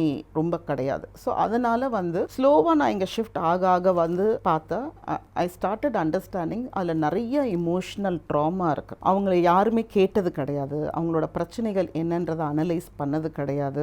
ஆவரேஜாக உங்களுக்கு தெரியும் அதன் ஒரு டாக்டர் கிட்ட போகும்போது ஒரு கன்சல்டேஷன் ரூமில் ஒரு கப்பல் எவ்வளோ நேரம் அந்த டாக்டர் கிட்ட பேச முடியும்? நீங்கள் இது வரைக்கும் அட்லீஸ்ட் ஹாஸ்பிட்டல் பக்கமே போனது இல்லைன்றீங்க, பட் அம்மா அப்பாக்காக போயிருப்பீங்க. ஸோ ஒரு கன்சல்டேஷன் கேபினில் எவ்வளோ நேரம் ஒரு பேஷண்ட் ஒரு டாக்டர் கூட செலவு பண்ணுவாங்க? 10 minutes 15 minutes. உண்மையாக சொல்கிறேன், that 10 minutes 15 minutes ஃபர்டிலிட்டி கப்பலுக்கு பத்தாது. அவங்க நம்ம கிட்ட வந்து ஓப்பன் அப் பண்ணுறதுக்கே மினிமம் 20 to 30 minutes வேணும். அவங்களுக்குள்ளார இஷ்யூஸ் இருக்கும், அதை பற்றி அவங்க வெளியில் பேசியிருக்க மாட்டாங்க, சொல்லியிருக்க மாட்டாங்க, அவங்க அம்மா அப்பா கிட்ட ஷேர் பண்ணியிருக்க மாட்டாங்க, ஃப்ரெண்ட்ஸ் கிட்ட கூட ஷேர் பண்ண முடியாத நிறைய விஷயங்கள் இருக்கும். ஏன்னா ஃபர்டிலிட்டினாலே உங்களுக்கு தெரியும் அதோட பேஸ் வந்து தாம்பத்தியம் தான், செக்ஷுவல் லைஃப் தான். ஸோ அதை பற்றி அவங்கள நம்ம பேச வைக்கணும்னாலே நம்ம டைமை வைக்க முடியாது. we have to give them adequate time. First நம்ம மேலே அவங்களுக்கு ஒரு கான்ஃபிடன்ஸ் வரணும், இந்த டாக்டர் கிட்ட அட்ரஸ் பண்ணலாம், என்ன இஷ்யூனாலும் அட்ரஸ் பண்ணலாம் அப்படின்ற ஒரு கான்ஃபிடன்ஸ் நம்ம வர வச்சு அவங்களுக்கு ஓப்பன் அப் பண்ணுறதுக்கு ஸ்பேஸ். இப்போ சில இடங்களில் நீங்கள் போயிருப்பீங்க, டாக்டர்ஸ் கேபின்குள்ளார போகும்போது சுற்றி 10 பேர் நிற்பாங்க, ஒரு அசிஸ்டண்ட்டு, ஒரு செக்ரட்டரி, ஒரு நர்ஸு, ஒன்றுமே வாய் திறக்க மாட்டாங்க கப்பல். அந்த ஸ்பேஸை கொடுத்து அந்த டைமை நம்ம கொடுத்து அந்த ப்ரைவசி அண்ட் கான்ஃபிடன்ஸை செக்யூர் பண்ணும்போது தான் ஓப்பன் அப் பண்ணவே ஆரம்பிப்பாங்க. ஸோ அதை நாளடைவில் என்னோட ப்ராக்டிஸில் நான் ஸ்லோவாக புரிஞ்சுக்கிட்டு தென் ஒரு 2010 வரும்போது கம்ப்ளீட்டாக ஆப்ஸ்டெட்டிக்ஸ் அண்ட் கைனகாலஜியை விட்டுட்டு வெறும் ஃபர்டிலிட்டி கன்சல்டண்ட்டாக பர்சியூ பண்ண ஆரம்பிச்சு. ஏன்னா this people really needed help and care. Then it was a total shift to fertility practice.